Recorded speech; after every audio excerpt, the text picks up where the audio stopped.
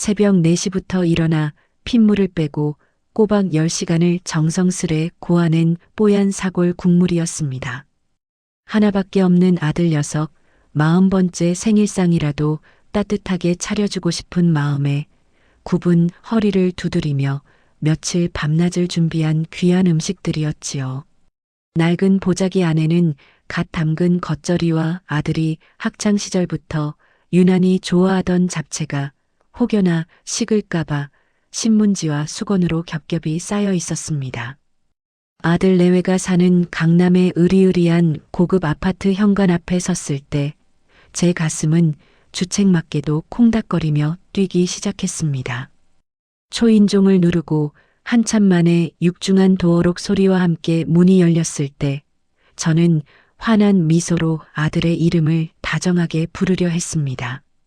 하지만 문틈 사이로 가장 먼저 보인 것은 시어머니에 대한 반가움이라곤 눈곱만큼도 찾아볼 수 없는 며느리의 싸늘한 눈빛뿐이었습니다. 현관 안으로 한 발자국 들어서기도 전에 며느리 지은이는 미간을 잔뜩 찌푸리며 손으로 코부터 틀어막더군요. 마치 더러운 오물이나 끔찍한 전염병 환자를 마주한 사람처럼 그녀는 저를 향해 노골적인 혐오감을 숨기지 않고 드러냈습니다. 현관에 들어서자마자 며느리의 날카로운 목소리가 거실의 정적을 깨고 제 고막을 사정없이 찔러왔습니다. 어머니, 제가 몇 번을 말씀드렸어요. 이런 궁상맞은 음식 좀 제발 싸들고 오지 마시라고요. 그녀는 제가 들고 온 보따리를 마치 흉기라도 되는 양 쳐다보며 집안의 쾌쾌한 젓갈 냄새가 배는 것이 죽기보다 싫다고 소리쳤습니다. 며느리의 앙칼진 타박에 저는 들고 있던 보따리를 내려놓지도 못한 채 엉거주춤 서서 이건 냄새가 나지 않게 밀봉을 잘 해온 것이라고 말끝을 흐렸습니다. 하지만 그녀는 제 말이 들리지도 않는다는 듯 최고급 대리석 바닥에 냄새가 스며들면 어머니가 책임지실 거냐며 악을 써댔습니다.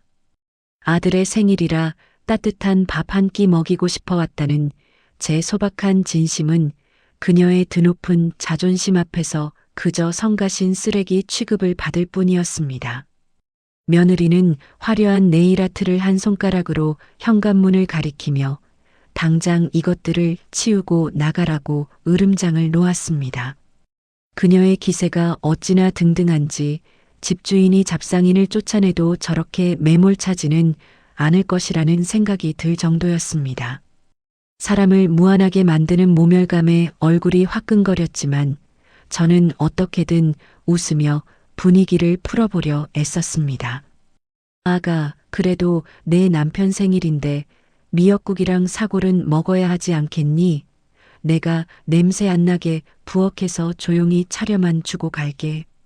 제가 짐짓 비굴할 정도로 웃으며 며느리의 팔을 살짝 잡으려 하자 그녀는 소스라치게 놀라며 제 손을 거칠게 뿌리쳤습니다.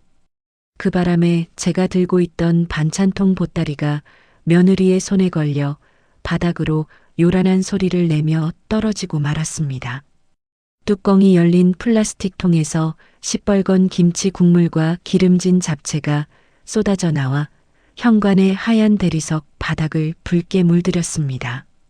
순식간에 벌어진 일에 제가 당황하여 허리를 굽히고 쏟아진 음식을 손으로 주워 담으려 하자 며느리의 비명이 터져 나왔습니다.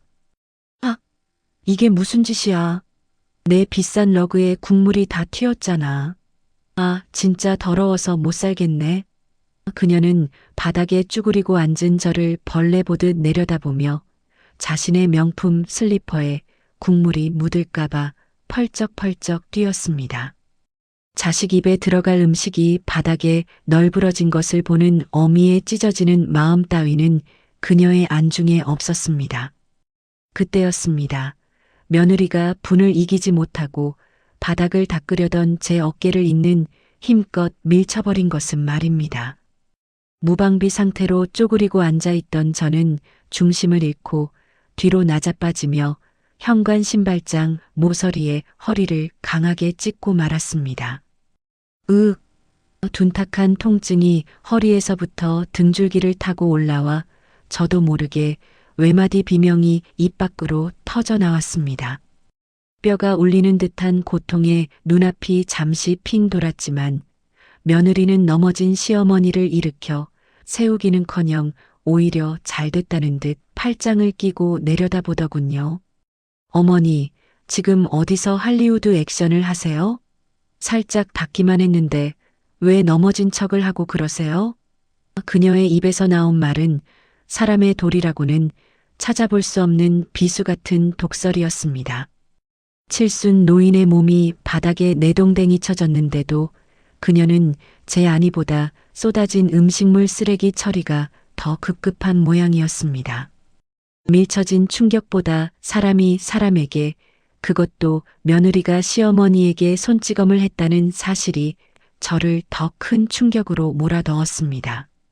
하지만 욱신거리는 허리의 통증보다 제 가슴을 더 시리게 후벼 판 것은 그 모든 광경을 지켜보고 있던 아들 녀석의 태도였습니다. 거실 소파에 앉아있던 아들 민호는 어머니가 바닥에 넘어져 신음하고 있는데도 그저 멀뚱히 서서 우리 쪽을 바라보고만 있었습니다.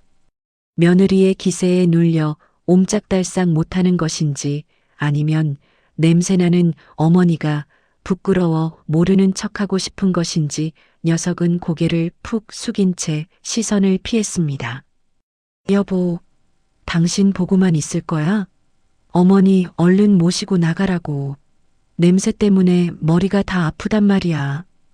며느리의 호통이 떨어지자 그제야 아들은 쭈뼛거리며 현관으로 다가와 넘어진 저를 일으키는 대신 제 가방을 집어들더군요. 엄마, 그냥 가세요. 지은이 예민한 거 알잖아요. 나중에 제가 따로 연락드릴게요. 아들의 입에서 나온 그 무기력하고 비겁한 한마디가 제 남은 억장을 와르르 무너뜨렸습니다. 자식을 위해 평생을 바쳐온 제 인생이 고작 며느리의 비위 하나 맞추지 못해 내쳐지는 하찮은 존재가 되어버린 순간이었습니다. 결국 저는 쏟아진 음식을 다 치우지도 못한 채 아들의 등에 떠밀려 현관문 밖으로 쫓겨나고 말았습니다. 쾅 하는 소리와 함께 육중한 현관문이 닫히자 복도에는 싸늘한 정적과 함께 비릿한 음식 냄새만이 제 주위에 맴돌았습니다. 허리의 통증 때문에 절뚝거리는 다리를 이끌고 엘리베이터 앞에 섰을 때 거울 속에 비친 제 모습은 그야말로 초라한 늙은이 그 자체였습니다. 국물이 튀어 얼룩진 낡은 몸빼 바지와 헝클어진 흰 머리카락, 그리고 충격으로 하얗게 질린 주름진 얼굴이 거울 속에 들어있더군요. 엘리베이터를 타고 내려와 화려한 아파트 단지를 빠져나오는 동안 지나가는 사람들이 힐끔거리는 시선이 느껴졌지만 부끄러움조차 느낄 새가 없었습니다. 그저 가슴 한가운데 구멍이 뚫린 듯 찬바람이 숭숭 들어와 눈물조차 나오지 않는 먹먹함만이 저를 감싸고 있었습니다. 제가 뼈 빠지게 일해번 돈으로 유학까지 보내고 남부럽지 않게 키워낸 아들이 저토록 무능하고 비정한 사람이 되었다는 사실을 인정하기가 죽기보다 싫었습니다. 하늘도 제 마음을 아는지 잔뜩 흐린 구름 사이로 금방이라도 비가 쏟아질 듯 잿빛으로 변해 있었습니다. 여러분, 안녕하세요. 저는 방금 며느리에게 짐짝처럼 내쫓긴 이 초라한 노인, 올해로 70이 된 박말순이라고 합니다. 동네 사람들은 저를 그저 폐지나 줍고 식당 뒷일이나 거들어주며 근근히 살아가는 힘없는 독거노인으로 알고 있습니다. 며느리 지은이도 사돈 식구들도 심지어 제 배 아파 낳은 아들 민호조차도 제가 당장 내일 밥을 굶을까 걱정해야 하는 가난뱅이라고 믿고 있지요. 하지만 오늘 이 서러운 날을 계기로 여러분께만 제가 5년 동안 가슴속에 꽁꽁 숨겨왔던 비밀 하나를 털어놓으려 합니다. 사실 저는 전국에 500개가 넘는 매장을 거느린 대한민국 요식업계의 신화, 대박순대국 그룹의 창업주이자 회장입니다. 제 명의로 된 빌딩만 10수채고 통장에 찍힌 자산만 1조 원이 넘는다는 사실을 세상 사람들은 꿈에도 모르고 있습니다. 제가 왜 이런 거짓골을 자처하며 이중생활을 하고 있냐고요? 그것은 바로 돈의 맛에 취해 괴물이 되어버린 제 자식을 사람으로 되돌리기 위한 어미로서의 마지막 승부수였습니다. 젊은 시절 남편을 일찍 여의고 핏덩이 같은 아들을 등에 업은 채 시장 바닥에서 국밥을 팔며 억척스럽게 돈을 모았습니다. 돈이 없어 서러웠던 기억 때문에 내 자식만큼은 돈 걱정 없이 왕자처럼 키우고 싶어 해달라는 것은 무엇이든 다 해주었지요. 하지만 풍족함이 독이 되었는지 아들은 30이 넘도록 직장 한번 제대로 다니지 않고 제 돈을 물 쓰듯 쓰며 방탕하게 살더군요. 엄마 돈이 내 돈인데 내가 왜 고생을 해? 라며 뻔뻔하게 구는 아들을 보며 저는 정신이 번쩍 들었고 5년 전 보증을 잘못 써서 전 재산을 날렸다는 거짓말로 아들을 시험했습니다. 빈털터리가 된 어미를 버리고 돈 좀 있다는 처가로 냉큼 들어가 버린 아들을 보며 피눈물을 흘렸지만 저는 기다리고 또 기다렸습니다. 언젠가는 녀석이 정신을 차리고 돌아오리라 믿으며 낡은 월세방에서 진짜 가난한 노인 연기를 해왔던 것입니다. 하지만 오늘 며느리의 손찌검과 아들의 방관을 겪으며 저는 깨달았습니다. 이제 더 이상의 기다림은 무의미하다는 것을 말입니다.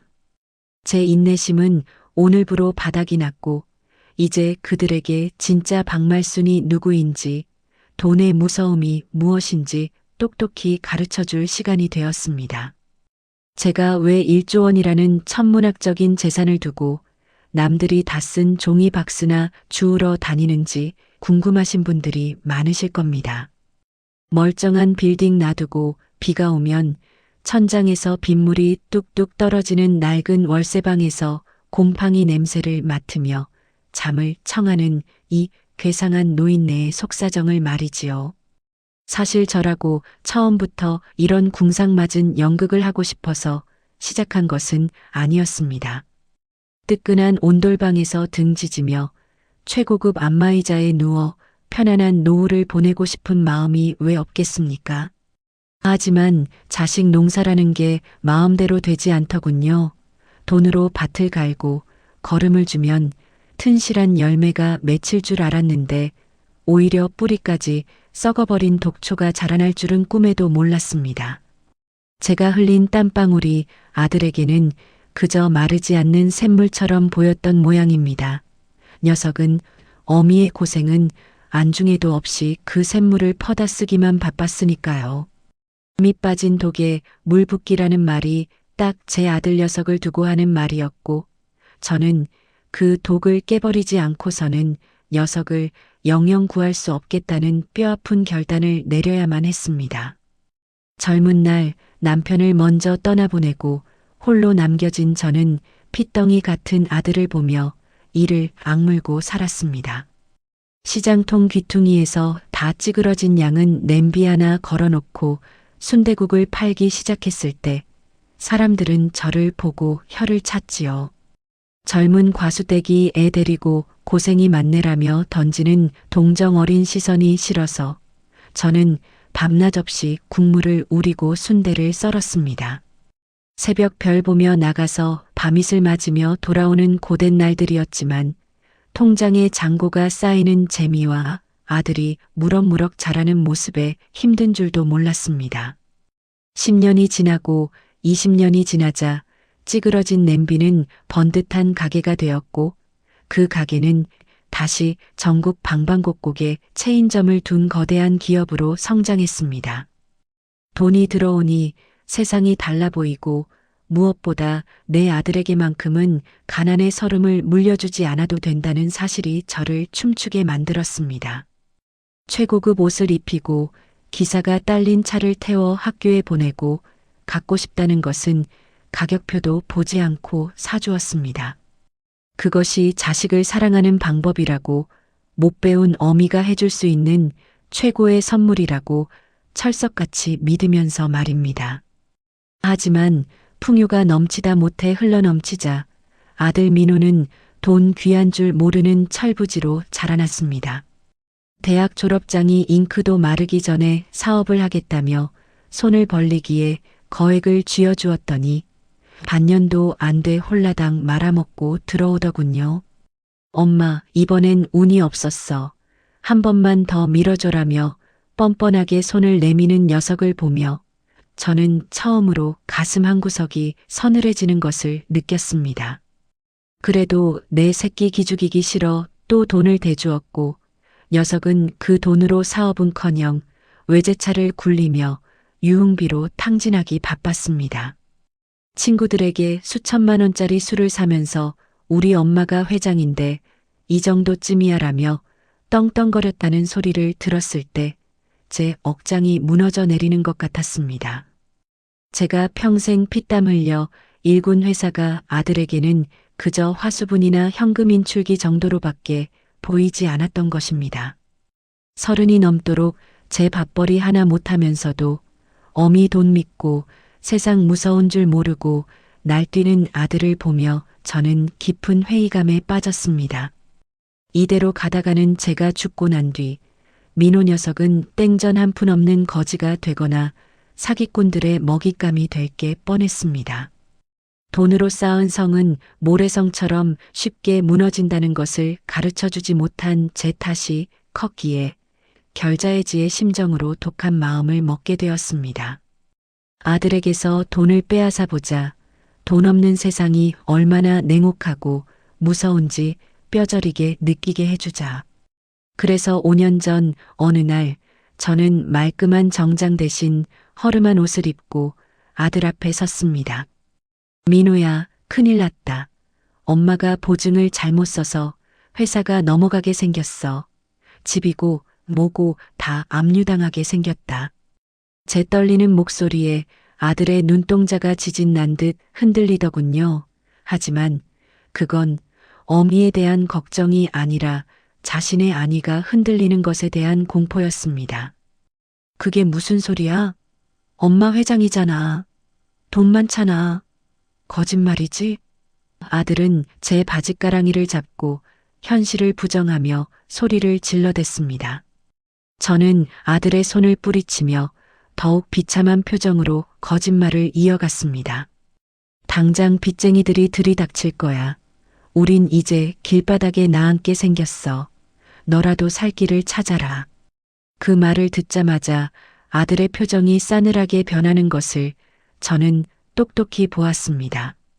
조금 전까지 엄마밖에 없어라며 애교를 부리던 녀석의 눈빛에서 경멸과 짜증이 스쳐 지나가더군요. 아니, 나이 먹고 무슨 보증을 서? 노망 났어? 아, 진짜 짜증나네. 그 녀석은 제 가슴에 대못을 박는 소리를 내뱉고는 뒤도 돌아보지 않고 짐을 싸서 나갔습니다. 갈 곳이라곤 돈 좀 있다는 처가밖에 없었는지 녀석은 그 길로 짐을 바리바리 싸들고 사돈댁으로 들어가 버렸습니다. 빈털터리가 된 어미를 모시겠다는 말은커녕 짐이 될까봐 꽁무니를 빼는 아들의 뒷모습을 보며 저는 며칠 밤낮을 뜬 눈으로 지새우며 울었습니다. 자식을 잘못 키운 죄가 이렇게 클 줄이야. 뼈에 사무치는 후회와 배신감에 몸져 누울 지경이었습니다. 그날 이후로 저는 진짜로 망한 사람처럼 행세하기 시작했습니다. 살던 대저택을 나와 서울 변두리 달동네에 월세방을 얻었고 회장직은 전문 경영인에게 맡긴 채 세상 사람들 눈을 피해 숨어 지냈습니다. 새벽이면 모자를 푹 눌러쓰고 동네를 돌며 폐지를 주었고 낮에는 허름한 식당 주방에서 설거지를 하며 하루하루를 보냈습니다. 처음에는 남들 눈이 의식되어 고개를 들 수조차 없었지만 시간이 지나니 오히려 이 생활이 마음 편할 때도 있더군요. 껍데기뿐인 회장님 소리를 듣는 것보다 땀 흘려번 몇 푼의 돈이 더 가치 있게 느껴지기도 했습니다. 무엇보다 저를 알아보지 못하는 사람들의 진짜 모습을 볼 수 있다는 것이 이 생활의 묘미라면 묘미였습니다. 돈 냄새를 맡고 꼬이던 날파리 같은 인간들은 다 떨어져 나가고 콩나물 하나라도 더 얹어주려는 시장 상인들의 훈훈한 인심을 느끼며 저는 조금씩 치유받았습니다. 하지만 밤이 되면 어김없이 아들 생각이 나서 가슴 한구석이 욱신거렸습니다. 지금쯤 처가 눈치 보며 밥은 잘 먹고 있을까? 춥지는 않을까? 미운 털이 박혀도 내 새끼라고 밥 굶는 건 아닌지 걱정되는 게 어미의 질긴 마음이더군요. 가끔 몰래 사람을 시켜 아들의 동태를 살피게 했는데 들려오는 소식은 한숨만 나오게 했습니다. 장인어른 운전기사 노릇을 하며 굽신거리고 장모 비위 맞추느라 재롱을 떨고 있다는 보고를 들을 때마다 속이 뒤집어졌습니다.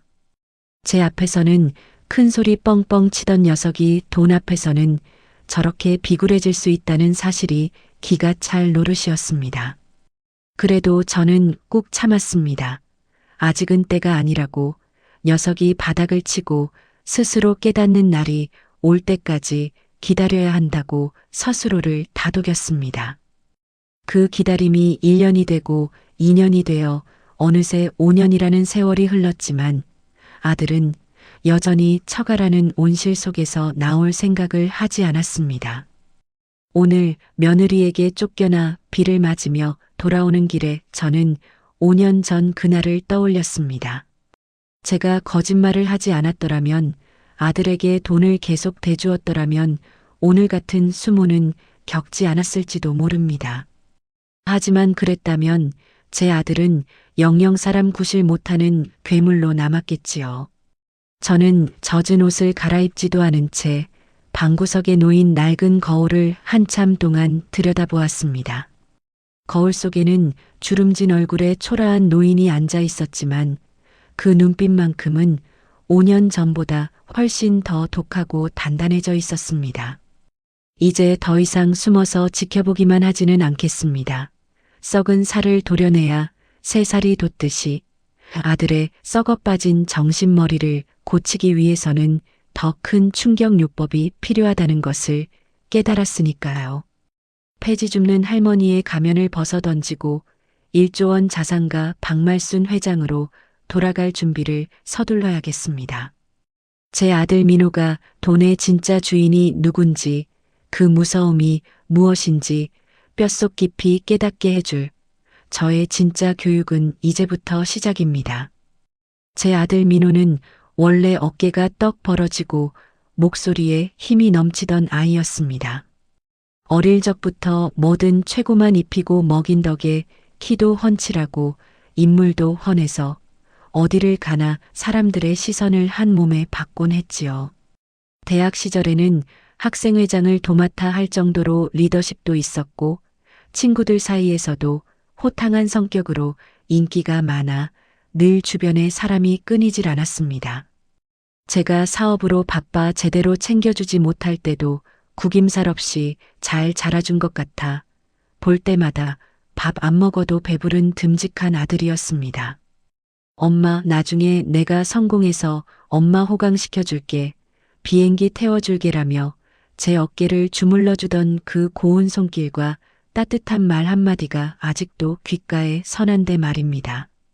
하지만 돈줄이 끊기고 처가살이를 시작한 지난 5년 동안 제 아들은 제가 알던 그 당당한 청년이 아니라 전혀 딴판인 사람이 되어 있었습니다.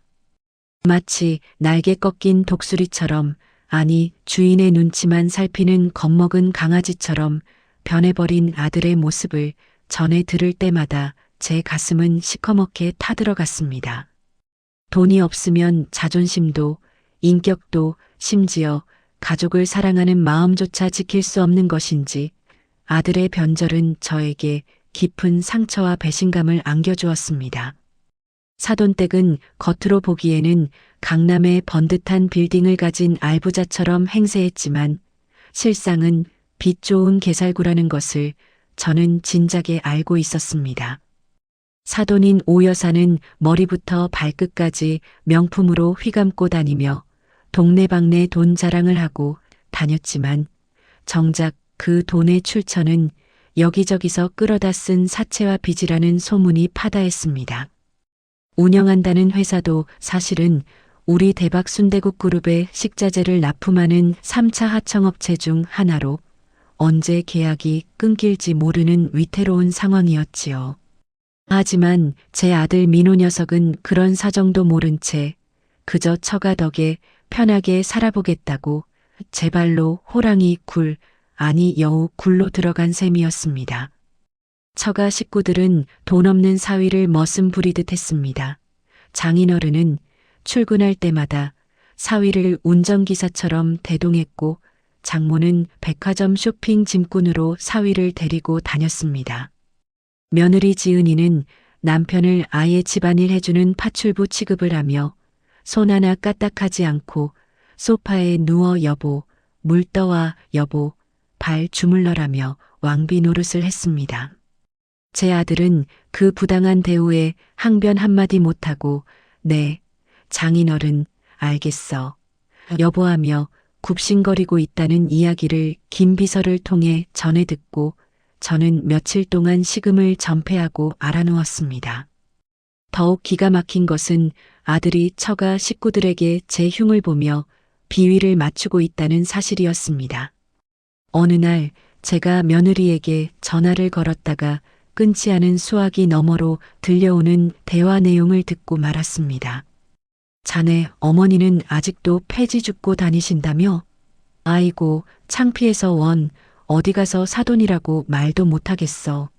사돈 오 여사가 혀를 차며 비아냥거리자 제 아들 민호가 맞장구를 치더군요. 그러게 말입니다. 장모님, 제가 오지 말라고 해도 자꾸 연락을 하시네요. 노인네가 눈치가 없어서 큰일이에요. 세상에 제 귀를 의심했습니다.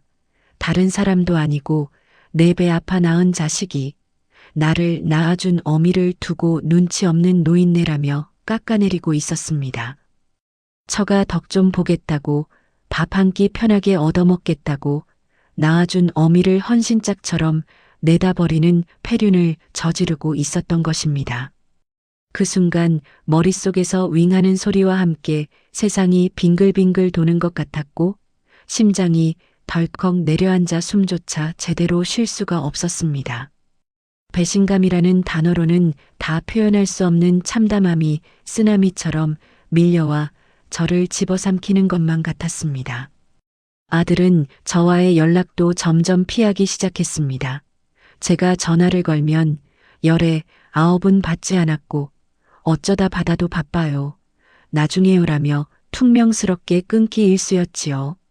명절이나 생신 때도 처가 행사가 있어서 못 가요라며 콧배기도 비치지 않았고 용도는커녕 안부 전화 한 통 없는 날들이 수두룩했습니다. 5년 전 제가 거짓말을 하기 전까지만 해도 엄마 사랑해, 오래오래 사세요라며 살갑게 굴던 녀석이 돈이 없다는 이유 하나만으로 이렇게 남보다 못한 사이가 될 줄은 꿈에도 몰랐습니다.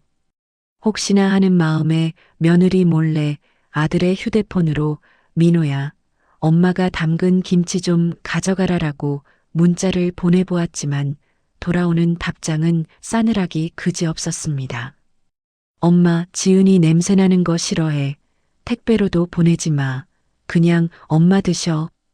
그 짧은 문자 메시지를 붙들고 저는 텅 빈 월세방에서 소리 죽여 울었습니다. 김치 한쪽 나눠 먹는 정조차 거부당한 처지가 서러워서 그리고 저렇게 변해버린 아들이 야속해서 하염없이 눈물을 흘렸습니다.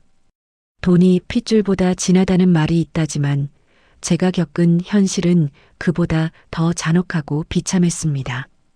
가끔 아들이 사는 동네 근처를 서성이다가 우연히 마주칠 때도 있었지만 녀석은 저를 보고도 못 본 척 고개를 돌리곤 했습니다. 한 번은 길 건너편에서 아들이 사돈 식구들과 함께 고급 일식집에서 나오는 것을 보았습니다. 저는 반가운 마음에 민호야 하고 불렀지만 아들은 흠칫 놀라더니 급히 사돈등을 떠밀며 차에 태우더군요. 차창 너머로 저를 힐끔 쳐다보는 아들의 눈빛에는 반가움 대신 당혹감과 짜증이 서려 있었습니다. 마치 길가에 널린 쓰레기를 보는 듯한 그 눈빛에 저는 그 자리에 얼어붙고 말았습니다. 차가 멀어지는 뒷공무니를 바라보며 저는 멍하니 서 있을 수밖에 없었습니다. 내가 널 어떻게 키웠는데 내가 나한테 이럴 수 있느냐고 소리라도 치고 싶었지만 목구멍이 막혀 말도 나오지 않았습니다. 차라리 욕을 하거나 화를 냈으면 나았을 텐데 투명 인간 취급을 하며 제 존재 자체를 부정하는 아들의 태도는 저에게 죽음보다 더 큰 고통을 안겨주었습니다. 그날 밤 저는 꿈을 꾸었습니다. 어린 민호가 엄마 하며 제 품에 안기는 꿈을요.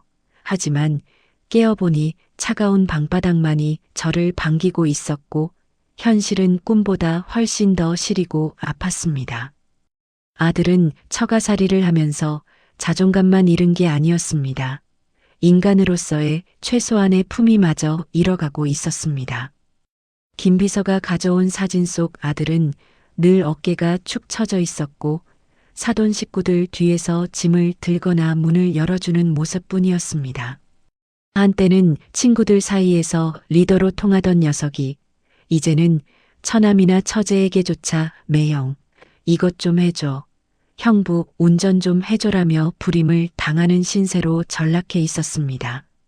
심지어 사돈댁 친척들이 모이는 자리에서는 아들이 술 시중을 들고 노래까지 불러가며 재롱을 떨었다는 이야기까지 들려왔습니다.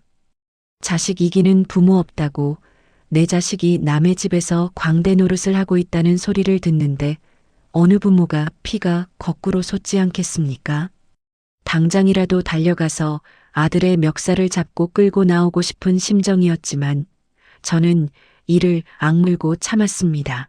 지금 개입하면 아들은 영영 제 힘으로 일어서지 못할 테니까요.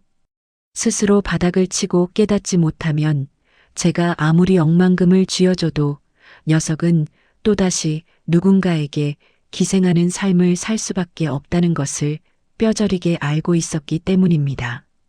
하지만 제 인내심도 한계에 다다르고 있었습니다. 아들의 비굴함이 도를 넘어 폐륜에 가까워지고 있었으니까요. 사돈 오 여사는 동네방네 떠들고 다녔습니다. 우리 사위는 대릴 사위나 마찬가지야. 가진 거라곤 몸뚱어리 하나뿐이라 우리 집안에 뼈를 묻기로 했어. 그 말을 전해 들은 동네 사람들이 저를 보며 수군거리는 소리가 들리는 듯 했습니다.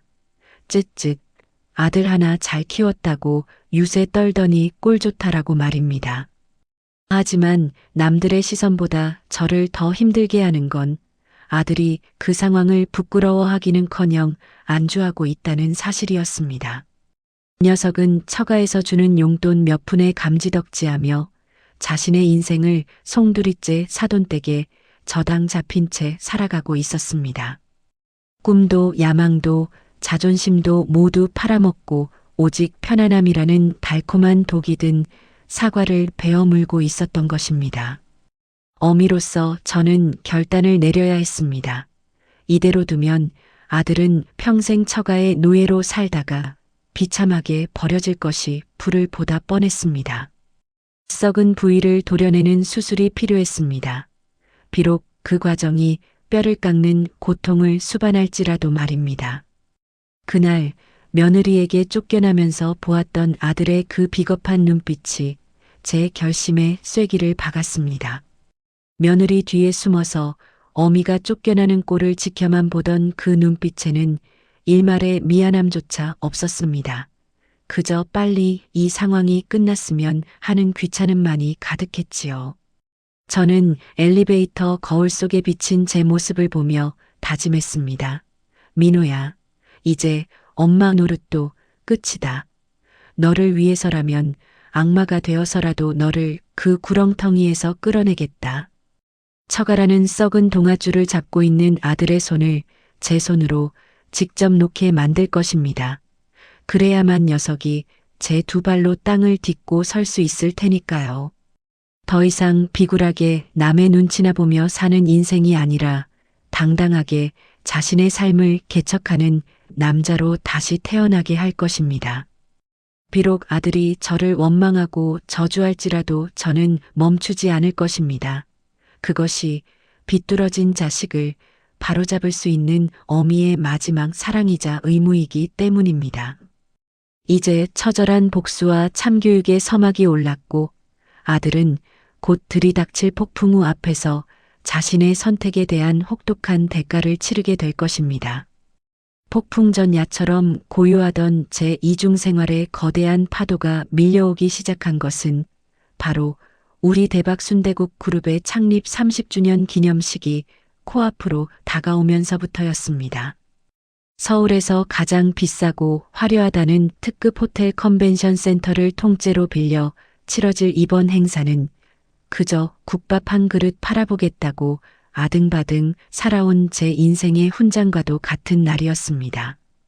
본사 직원들은 몇 달 전부터 행사를 준비하느라 눈코 뜰 새 없이 바빴고 정재계의 내로라 하는 인사들에게 보낼 초청장을 찍어내느라 인쇄소 기계가 쉴 새 없이 돌아갔습니다. 하지만 정작 이 거대한 잔치의 주인인 저는 낡은 월세방 한 구석에 쭈그리고 앉아 텔레비전 뉴스에서 흘러나오는 우리 회사의 소식을 남일 보듯 지켜봐야만 했습니다. 겉으로는 화려한 조명을 받는 회장님이지만 실상은 아들 하나 사람 만들어 보겠다고 거짓골을 자처하는 제 처지가 씁쓸하면서도 한편으로는 묘한 기대감이 피어올랐습니다. 제가 직접 행사를 지휘하지는 못하지만 김 비서를 통해 하나부터 10까지 보고를 받으며 완벽한 파티를 준비하고 있었기 때문입니다. 그러던 어느 날 김 비서가 결제 서류 뭉치를 들고 제 은신처인 월세방으로 조심스럽게 찾아와 이번 행사의 최종 VIP 초청 명단을 내밀었습니다. 돋보기를 끼고 명단을 훑어내려가던 제 손가락이 어느 한 지점에서 멈칫했는데 그곳에는 익숙하다 못해 지긋지긋한 이름이 선명하게 박혀 있었습니다. 바로 사돈댁이 운영하는 식자재 납품업체인 오푸드가 우수 협력사 자격으로 초청 명단에 올라와 있었던 것입니다. 사실 사돈네 회사는 우리 그룹의 1차도 아니고 3차 하청업체에 불과했지만 실무진들이 사돈 관계인 것을 알고 눈치껏 명단에 포함시킨 것이 분명해 보였습니다. 김 비서는 난처한 표정으로 회장님 제외할까요? 라고 물었지만 저는 잠시 생각에 잠긴 뒤 고개를 가로저으며 묘한 미소를 지어 보였습니다. 굳이 그들을 명단에서 뺄 이유는 없었습니다. 아니, 오히려 그들이 제 안방이나 다름없는 행사장에 제 발로 걸어 들어오는 것이야말로 제가 바라던 그림일지도 몰랐으니까요. 호랑이를 잡으려면 호랑이 굴로 들어가야 한다지만 이번에는 호랑이가 제 발로 덫이 놓인 굴로 들어오는 형국이었습니다. 초청장을 받은 사돈댁의 반응은 보지 않아도 눈에 선하듯 뻔했습니다. 아마도 복권이라도 당첨된 사람처럼 펄쩍 뛰며 좋아했을 게 분명합니다. 아니나 다를까 며칠 뒤 김 비서가 전해준 바에 따르면 사돈 오 여사는 동네 미용실이며 개모임이며 안 가는 곳 없이 돌아다니며 자랑을 늘어놓았다고 합니다. 어머, 우리 회사가 이번에 대박 그룹 VIP로 초청받았잖아. 회장님이 우리를 얼마나 각별하게 생각하시는지 몰라. 쥐뿔도 없는 회사를 대기업 파트너라고 포장하며 어깨에 힘을 잔뜩 주고 다니는 꼴이 상상이 되어 헛웃음이 나왔습니다. 며느리 지은이 또한 그날 입고 갈 드레스를 사겠다며 백화점을 제 집 드나들듯 드나들었고 법인 카드를 긁어대는 통에 사돈네 회사 경리과 직원이 골머리를 앓고 있다는 소문까지 들려왔습니다. 그들은 그 파티의 주인이 바로 자신들이 그토록 무시하고 멸시하던 폐지 줍는 시어머니라는 사실은 꿈에도 모른 채 그저 화려한 불빛 아래서 샴페인을 터뜨릴 생각에만 들떠 있었습니다. 반면에 제 아들 민호의 처지는 그 화려한 축제 분위기 속에서 더욱 초라하고 비참해질 뿐이었습니다. 사돈 식구들이 파티 준비로 분주할 때 아들은 그들의 운전기사가 되어 백화점이며 미용실로 쉴 새 없이 차를 몰아야 했습니다. 며느리가 쇼핑한 명품 쇼핑백을 양손 가득 들고 뒤를 졸졸 따라다니는 아들의 모습이 김 비서가 몰래 찍어온 사진 속에 고스란히 담겨 있었습니다. 장인어른은 자네는 가서 주차나 제대로 해놓게 VIP 주차장에 자리 없으면 곤란해라며 사위를 발레 파킹 직원 취급했고 장모는 이번 파티에 대단한 분들 많이 오니까 자네는 구석에 조용히 있어 나서서 망신시키지 말고라며 면박을 주었습니다. 아들은 그 모욕을 듣고도 네, 알겠습니다라며 고개를 숙일 뿐 단 한마디의 대꾸도 하지 못하고 있었습니다. 자기 어머니가 만든 회사의 잔치에 초대받은 손님들에게 하인 취급을 당하면서도 그 사실조차 모르고 굽신거리는 아들의 모습에 제 가슴은 시퍼렇게 멍이 들어갔습니다. 파티가 이틀 앞으로 다가온 날 저녁, 평소에는 1년에 한 번 전화할까 말까 한 며느리 지은이에게서 전화가 걸려왔습니다. 휴대폰 화면에 뜬 며느리라는 세 글자를 보는 순간 불길한 예감이 등골을 스치고 지나갔지만 짐짓 아무렇지 않은 척 전화를 받았습니다. 여보세요, 아가 웬일이니? 내가 전화를 다 하고. 제 목소리가 채 끝나기도 전에 수화기 너머로 들려오는 며느리의 목소리는 얼음장처럼 차갑고 단호했습니다. 어머니, 이번 주말에 혹시라도 민호 씨한테 연락하거나 찾아오지 마세요. 저희 아주 중요한 스케줄 있거든요. 안부 인사 한마디 없이 다짜고짜 경고부터 날리는 며느리의 태도에 말문이 막혔지만 저는 모르는 척 되물었습니다. 중요한 스케줄이라니? 무슨 좋은 일이라도 있는 거니? 그러자 며느리는 한숨을 푹 내쉬며 마치 말기 못 알아듣는 어린아이를 타이르듯 짜증 섞인 말투로 대답했습니다. 대기업 창립 파티에 VIP로 초대받았다고요. 어머니는 평생 구경도 못할 그런 자리니까 괜히 기웃거리지 마시라고요.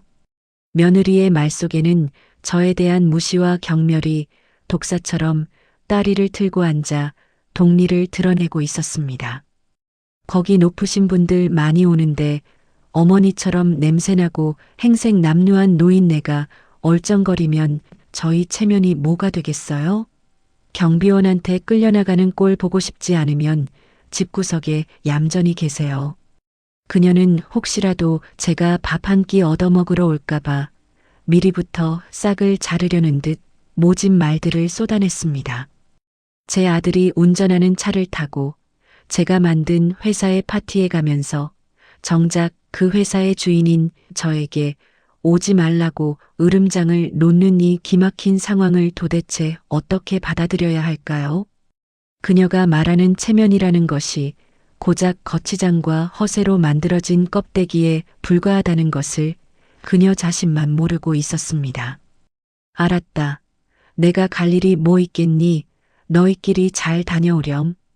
저는 끓어오르는 분노를 억누르며 힘겹게 대답했고 며느리는 약속 지키세요. 만약 오시면 저 진짜 민호 씨랑 못 살아요라는 협박까지 남기고 전화를 뚝 끊어버렸습니다. 전화가 끊긴 뒤 저는 한참 동안 멍하니 휴대폰을 손에 쥐고 앉아 어둠이 내려앉은 창밖을 바라보았습니다. 가슴속에서 뜨거운 것이 울컥 치밀어 올라왔지만 이번에는 눈물이 아니라 서늘한 오기가 온몸을 감싸고 돌았습니다. 그래, 오지 말라고? 내가 냄새나고 부끄러워서 내 잔치에 내가 오지 말라고? 며느리의 그 오만방자한 목소리가 귓가에 맴돌수록 제 결심은 다이아몬드처럼 단단해져 갔습니다. 그들은 저를 초대하지 않았지만 저는 이미 그 파티의 호스트이자 주인공이었습니다. 손님이 주인을 오라 가라 하는 이 어처구니 없는 연극을 이제는 끝낼 때가 되었습니다. 저는 그들이 샴페인을 터뜨리며 희희낙낙할 때 그들이 상상조차 하지 못한 모습으로 그들 앞에 나타나 줄 것입니다. 그들이 그토록 자랑스러워하는 VIP 초대장이 사실은 그들의 몰락을 알리는 지옥행 티켓이었다는 것을 깨닫게 해줄 것입니다. 며느리가 말한 대로 평생 구경도 못할 광경을 제 두 손으로 직접 만들어 보여주리라 다짐했습니다. 저는 떨리는 손으로 김비서에게 전화를 걸어 오랫동안 준비해 온 계획을 실행에 옮기라고 지시했습니다. 김비서, 당장 준비해. 이번 파티 때 입을 옷이랑 필요한 것들 자네가 챙겨서 내일 새벽같이 가져오게. 수화기 너머로 김비서의 긴장된 목소리가 들려왔지만 저는 단호하게 말을 이었습니다. 아, 그리고 한 가지 더. 드레스 말고 청소부 유니폼도 한 벌 준비해줘. 아주 깨끗한 걸로. 제 말에 김비서는 잠시 의아해했지만 곧 제 의중을 파악하고 알겠습니다. 회장님이라며 씩씩하게 대답했습니다. 전화를 끊고 나니 방구석에 걸린 낡은 달력의 날짜가 유난히 붉고 선명하게 제 눈에 들어왔습니다. 대박 순대국 창립 30주년, 그리고 제 아들과 며느리, 사돈 식구들의 가면이 벗겨지는 날, 바로 D-데이였습니다. 이제 모든 준비는 끝났고 저는 그들이 쏘아 올린 공이 어디로 떨어질지 가장 가까운 곳에서 지켜보기 위해 폭풍의 눈 속으로 걸어 들어갈 것입니다. 드디어 결전의 날인 창립 30주년 기념식 아침이 밝아왔고 저는 평소보다 일찍 일어나 거울 앞에 섰습니다. 1조 원 자산가인 박말순 회장이 입어야 할 최고급 맞춤 정장과 다이아몬드 목걸이는 잠시 옷장 깊숙한 곳에 밀어두고 대신 김비서가 준비해 온 빳빳한 회색 청소 용역 업체 유니폼을 꺼내 들었습니다. 팔을 끼워 넣고 단추를 하나하나 잠글 때마다 마치 전쟁터에 나가는 장수가 갑옷을 입듯 비장한 마음이 들어 손끝이 가늘게 떨려왔습니다. 머리카락 한 올 흘러내리지 않게 흰색 두건을 단단히 동여매고 얼굴의 절반을 가리는 커다란 마스크까지 쓰고 나니 거울 속에는 영락없는 청소부 아줌마 한 명이 서 있었습니다. 내 회사가 주최하는 잔치에 내 신분을 숨기고 몰래 숨어들어야 하는 이 기가 막힌 상황이 헛웃음이 나오면서도 한편으로는 가슴 밑바닥에서 뜨거운 오기가 치솟았습니다. 오늘 이 남루한 옷차림은 저들의 추악한 민낯을 낱낱이 파헤치기 위한 위장이자 제 아들을 구렁텅이에서 건져 올릴 가장 강력한 무기가 될 것입니다. 저는 거울 속의 자신을 향해 박말순, 정신 똑바로 차리자라고 나직하게 의조리며 주먹을 불끈 쥐고 결의를 다졌습니다. 행사장인 호텔 컨벤션 센터에 도착한 저는 화려한 VIP 전용 레드카펫이 깔린 정문이 아닌 식자재와 쓰레기가 드나드는 냄새나는 직원 전용 뒷문으로 향했습니다. 분주하게 움직이는 호텔 직원들 사이로 청소도구 카트를 밀며 들어가는 제 모습을 의심하는 사람은 아무도 없었고 보안 요원들조차 저를 투명인간 취급하며 눈길조차 주지 않았습니다. 제가 직접 설계 도면을 검토하고 벽돌 한 장까지 고르며 지은 이 건물 복도를 주인이 아닌 이방인이 되어 걷는 기분은 실로 묘하고 씁쓸했습니다. 복도 곳곳에는 박말순 회장님의 창립 30주년을 축하합니다라는 현수막이 걸려 있었지만 그 아래를 지나가는 진짜 박말순은 대걸레를 든 청소부라는 사실이 인생의 아이러니처럼 느껴졌습니다. 주방에서는 요리사들이 최고급 요리를 준비하느라 접시 달그락거리는 소리가 요란했고 연회장에서는 리허설을 하는지 웅장한 음악 소리가 문틈으로 새어나왔습니다. 이 모든 화려함과 분주함이 저를 위해 준비된 것이라 생각하니 가슴이 벅차오르면서도 곧 마주할 참혹한 진실을 생각하면 심장이 쿵쿵 뛰었습니다. 조심스럽게 연회장 뒷문을 열고 들어서자 눈이 휘둥그레질 만큼 호화롭게 장식된 파티장이 한눈에 들어왔습니다. 천장에는 거대한 샹들리에가 보석처럼 빛나고 있었고 테이블마다 놓인 생화 장식과 은식기들은 조명을 받아 눈부시게 반짝거렸습니다. 정재계 인사들과 협력사 대표들이 하나둘 도착해 샴페인 잔을 부딪히며 웃음꽃을 피우고 있었고 그들의 옷차림과 장신구는 이곳이 그들만의 세상임을 과시하는 듯 했습니다. 저는 구석진 기둥 뒤편에 몸을 숨기고 바닥을 닦는 척하며 쉴 새 없이 들어오는 하객들의 면면을 살피기 시작했습니다. 다들 성공한 사업가라는 가면을 쓰고 교양 있는 척 미소를 짓고 있었지만 제 눈에는 그들의 탐욕과 허세가 훤히 들여다보이는 듯 했습니다. 제가 평생을 바쳐 일군 이 회사가 저런 거칠애뿐인 사람들의 놀이터가 된 것 같아 속이 상했지만 지금은 감상에 젖을 때가 아니었습니다. 제 눈은 오직 한 곳, 오늘 이 파티의 불청객이자 주인공이 될 사돈 식구들과 제 아들을 찾기 위해 매처럼 번득이고 있었습니다. 얼마나 지났을까 입구 쪽이 갑자기 소란스러워지더니 귀에 익은 앙칼진 목소리가 들려오기 시작했습니다. 아니, 차를 이렇게 대면 어떡해요? 우리 드레스 자락이 문에 끼일 뻔했잖아요. 발레 파킹 똑바로 안 해요? 고개를 돌려보니 온몸을 휘황찬란한 명품으로 도배한 사돈 오여사와 며느리 지은이가 호텔 직원에게 고래고래 소리를 지르고 있었습니다. 사돈은 표범 무늬 털 코트를 걸치고 손가락마다 굵은 금반지를 끼고 있었고 며느리는 등이 훤히 파인 붉은색 드레스를 입고 도도하게 턱을 치켜들고 있었습니다. 그들은 마치 자신들이 이 호텔의 주인이라도 되는 양 거들먹거리고 있었지만 제 눈에는 그저 남의 잔치에 와서 행패를 부리는 졸부들로밖에 보이지 않았습니다. 직원들이 연신 허리를 굽혀 사과하는 모습을 보며 혀를 찼지만 진짜 충격적인 장면은 그들 뒤에서 나타났습니다. 양손 가득 쇼핑백과 짐가방을 든 채 땀을 뻘뻘 흘리며 뒤따라오는 남자, 바로 제 금쪽 같은 아들 민호였습니다.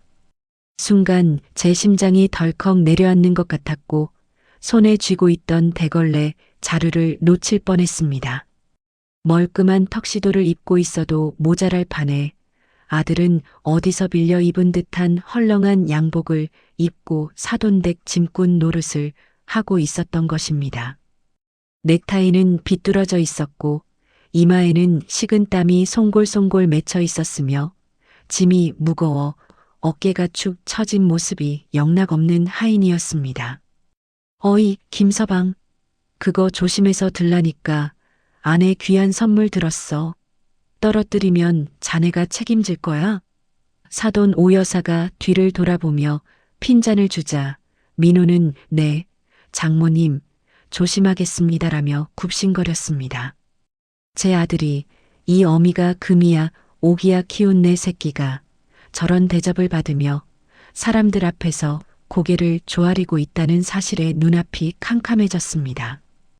당장이라도 뛰쳐나가 사돈의 머리채를 잡고 소리치고 싶었지만 저는 입술을 깨물며 터져나오는 비명을 속으로 삼켰습니다. 며느리 지은이의 행동은 사돈보다 더하면 더했지 덜하지 않았습니다. 남편을 짐꾼 취급하는 것도 모자라 아예 하대하고 있었으니까요. 자기야, 저기 가서 우리 마실 음료수 좀 가져와. 얼음 많이 넣어서.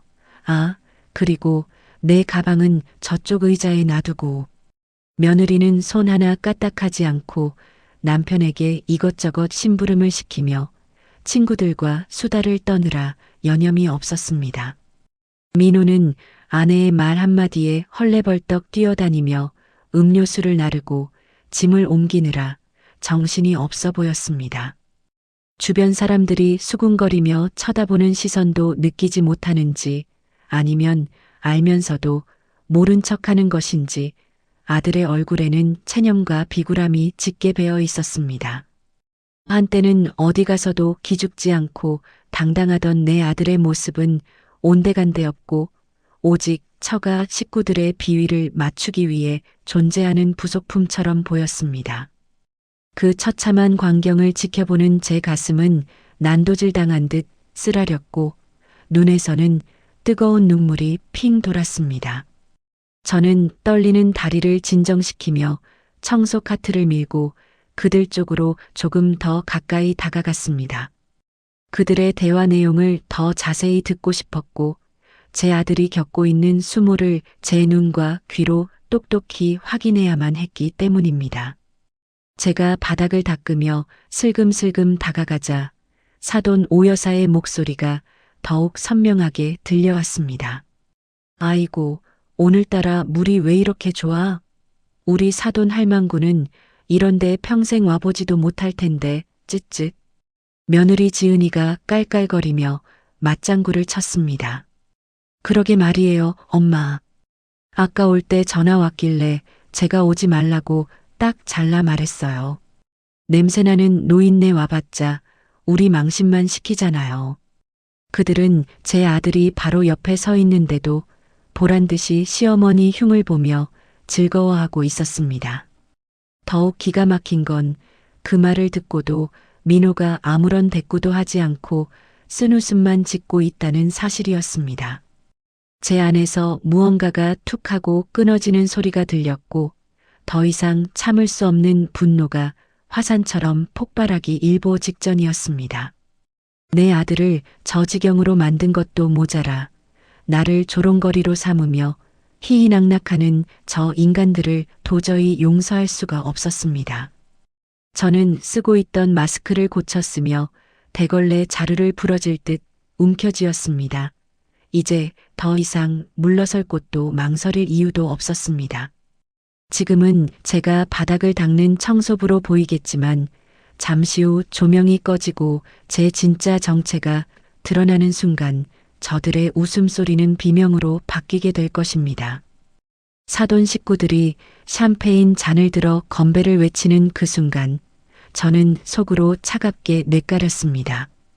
그래, 마음껏 즐겨라. 지금 마시는 그 술이 너희들의 마지막 축배가 될 테니까. 폭풍전야의 고요함 속에서 저는 짐승처럼 날카로운 눈빛으로 그들의 일거수일투족을 놓치지 않고 지켜보며 결정적인 순간을 기다렸습니다. 저만치서 들려오는 사돈 식구들의 거만한 웃음소리를 나침반 삼아 저는 청소 카트를 밀며 그들이 서 있는 연회장 중앙 테이블 쪽으로 천천히 다가갔습니다. 바닥에 떨어진 샴페인 얼룩을 닦는 척하며 거리를 좁혀가던 그때 하필이면 며느리 지은이가 몸을 획 돌리다가 제가 들고 있던 대걸레 자루에 팔꿈치를 부딪히고 말았습니다. 아, 이게 뭐야? 내 드레스? 날카로운 비명소리가 연회장의 웅성거림을 뚫고 울려 퍼졌고 지은이는 기겁하며 뒤로 물러서더니 저를 향해 도끼눈을 뜨고 쏘아붙였습니다. 아줌마, 눈을 어디다 두고 다니는 거야? 이거 얼마짜리 옷인 줄 알아요? 세탁비 물어낼 능력이나 돼? 며느리의 표독스러운 고함에 주변에 있던 하객들의 시선이 일제히 우리 쪽으로 쏠렸고 저는 당황한 척 고개를 숙이며 죄송합니다라고 작게 웅얼거렸습니다. 하지만 그 짧은 목소리가 화근이었는지 아니면 본능적인 직감이 발동했는지 며느리의 눈동자가 순간적으로 크게 흔들리더니 제 얼굴을 뚫어지게 쳐다보더군요. 그녀는 믿을 수 없다는 표정으로 제 앞으로 성큼 다가와 얼굴을 가리고 있던 마스크를 거칠게 낚아채듯 벗겨버렸습니다. 드러난 제 얼굴을 확인한 며느리의 입에서 어머니? 라는 외마디 비명이 터져나왔고 그 순간 그녀의 얼굴은 경악과 분노로 붉게 달아올랐습니다. 며느리는 마치 헛것이라도 본 사람처럼 뒷걸음질 치다가 이내 상황을 파악하고는 치를 떨며 저에게 삿대질을 해대기 시작했습니다. 세상에, 진짜 어머니예요? 제가 그렇게 오지 말라고 신신당부했는데 기어이 여길 오신 거예요? 그녀의 목소리는 배신감과 창피함으로 가늘게 떨리고 있었고 주변 사람들의 시선을 의식한 듯 얼굴이 사색이 되어 갔습니다. 그것도 모자라서 청소부 복장을 하고요? 진짜 노망 나셨어요? 왜 이렇게까지 해서 우리를 망신 주는 건데요? 며느리는 제가 아들의 앞길을 막으러 온 회방꾼이라도 되는 양, 도끼 서린 말들을 속사포처럼 쏟아냈습니다. 제가 입고 있는 회색 유니폼과 손에 든 대걸레가 그녀에게는 끔찍한 오물처럼 느껴졌는지 그녀는 연신 옷에 묻은 먼지를 털어내는 신용을 하며 질색했습니다. 내가 분명히 말했죠. 수준 안 맞으니까 근처에도 얼씬거리지 말라고. 근데 청소부로 위장 취업이라도 하신 거예요? 그녀의 비상식적인 억측과 모욕적인 언사는 멈출 줄 몰랐고 제 가슴에는 비수 같은 말들이 하나하나 박혀 피를 흘리게 만들었습니다. 소란스러운 소리에 샴페인을 마시던 사돈 오여사가 뒤늦게 달려왔고 제 꼴을 확인하고는 기가 막히다는 듯 헛웃음을 터뜨렸습니다. 아니, 이게 누구신가? 우리 사돈어른 아니세요? 세상에 동네에서 폐지 줍는다고 소문은 들었지만 이제는 남의 호텔 와서 청소까지 하시는 거예요? 사돈의 목소리는 연회장이 떠나가라 쩌렁쩌렁 울렸고 그 목소리에는 비아냥과 조롱이 가득 담겨 있었습니다. 어머, 사돈, 아무리 돈이 궁해도 그렇지 사위가 초대받은 파티에 청소부로 오는 게 말이 됩니까? 우리 체면은 생각 안 하세요? 그녀는 마치 더러운 벌레를 보는 듯한 눈빛으로 저를 위아래로 훑어보며 혀를 쯧쯧 차대더군요. 주변에 모여든 하객들이 수군거리는 소리가 들려오자 사돈은 더욱 목소리를 높여 저를 몰아세웠습니다. 여러분, 오해하지 마세요. 우리랑은 수준 차이가 너무 나서 왕래도 안 하는 양반이에요. 아이고, 창피해서 내가 못 살아. 그녀는 자신들의 고상한 품격이 저 같은 천한 노인네 때문에 훼손되었다는 듯 과장된 몸짓으로 부채질을 해댔습니다. 사돈 오여사의 모욕은 거기서 멈추지 않고 더욱더 비참하고 치졸한 억측으로 이어졌습니다. 가만, 사돈, 혹시 여기 청소하러 온 게 아니라 음식 훔치러 온 거 아니에요? 그녀는 제가 밀고 있던 청소 카트를 의심스러운 눈초리로 쏘아보며 마치 절도범을 신문하듯 다그쳤습니다. 지난번에도 우리 딸 집에 와서 반찬 냄새 풍기더니 이번에는 호텔 뷔페 남은 거 싸가려고 오신 거냐고요. 사돈의 말에 며느리 지은이도 거들며 맞아, 엄마. 아까도 카트 뒤적거리던데 분명히 비닐봉지 숨겨왔을 거야. 라고 맞장구를 쳤습니다. 아이고, 굶어 죽어도 그렇지 사돈네 잔치에 와서 도둑질이라니 진짜 거지 근성은 못 속인다니까. 사돈은 제 주머니를 뒤질 기세로 다가와 위협했고 주변 사람들은 경멸 어린 시선으로 저를 바라보며 쑥덕거렸습니다. 1조 원 자산가인 제가 고작 남은 음식 찌꺼기를 훔치러 온 도둑 취급을 당하는 이 기막힌 상황에 억장이 무너지고 피가 거꾸로 솟는 것 같았습니다. 하지만 저를 가장 비참하게 만든 것은 사돈 식구들의 조롱이 아니라 그 광경을 목격한 제 아들 민호의 태도였습니다. 소란을 듣고 달려온 민호는 청소부 복장을 한 저를 보자마자 얼굴이 하얗게 질려버렸습니다. 엄마. 아들의 입술이 파르르 떨렸지만 그는 제 앞으로 나서서 저를 감싸주거나 변호해주지 않았습니다. 오히려 사돈과 며느리의 기세에 눌려 슬금슬금 뒷걸음질 치더니 급기야는 사돈 오여사의 등 뒤로 몸을 숨기는 것이 아니겠습니까? 어미가 도둑으로 몰리고 사람들 앞에서 망신을 당하고 있는데도 자신의 체면이 깎일까 두려워 외면하는 아들의 모습은 비겁함 그 자체였습니다. 저와 눈이 마주치자 황급히 시선을 피하며 고개를 숙이는 아들을 보며 저는 가슴 한가운데가 뻥 뚫린 듯한 공허함을 느꼈습니다. 내 아들이 정말 저 정도밖에 안 되는 인간이었구나. 마지막까지 품고 있던 한 가닥 희망마저 끊어지는 소리가 귓가에 들리는 듯 했습니다. 사람들의 구경거리가 되자 며느리 지은이는 악에 받친 목소리로 소리쳤습니다. 여보, 뭐하고 있어? 당장 보안 요원 불러. 이 노인네 끌어내라고 해. 그녀는 자신의 시어머니를 이 노인네라고 지칭하며 마치 불법 침입자를 쫓아내듯 길길이 날뛰었습니다. 어머, 지은아, 진정해라. 태교에 안 좋다, 여봐요. 거기 보안팀, 여기 잡상인이 들어와서 행패를 부리는데 뭐 하는 거예요? 사돈 오여사도 덩달아 소리치며 호텔 직원들을 향해 손짓을 해댔습니다. 주변에 있던 하객들은 저 할머니 진짜 도둑인가 봐. 청소부가 왜 연회장에 들어와서 난리야? 라며 혀를 찼습니다. 모두가 저를 손가락질하고 범죄자 취급하는 이 상황에서 저는 철저하게 고립된 섬처럼 홀로 서 있었습니다. 하지만 이상하게도 눈물은 나오지 않았고 오히려 머릿속이 차갑게 식어가며 상황이 또렷하게 보이기 시작했습니다. 저들의 저 추악한 밑바닥을 보았기에 이제 제가 내릴 심판에 일말의 망설임도 없을 것이라는 확신이 들었기 때문입니다. 보안 요원들이 무전기를 들고 달려오는 모습이 보였지만 저는 도망치거나 숨지 않고 꼿꼿하게 허리를 폈습니다. 며느리와 사돈은 제가 겁에 질려 싹싹 빌거나 줄행랑을 칠 것이라 예상했겠지만 저는 오히려 그들을 똑바로 응시했습니다.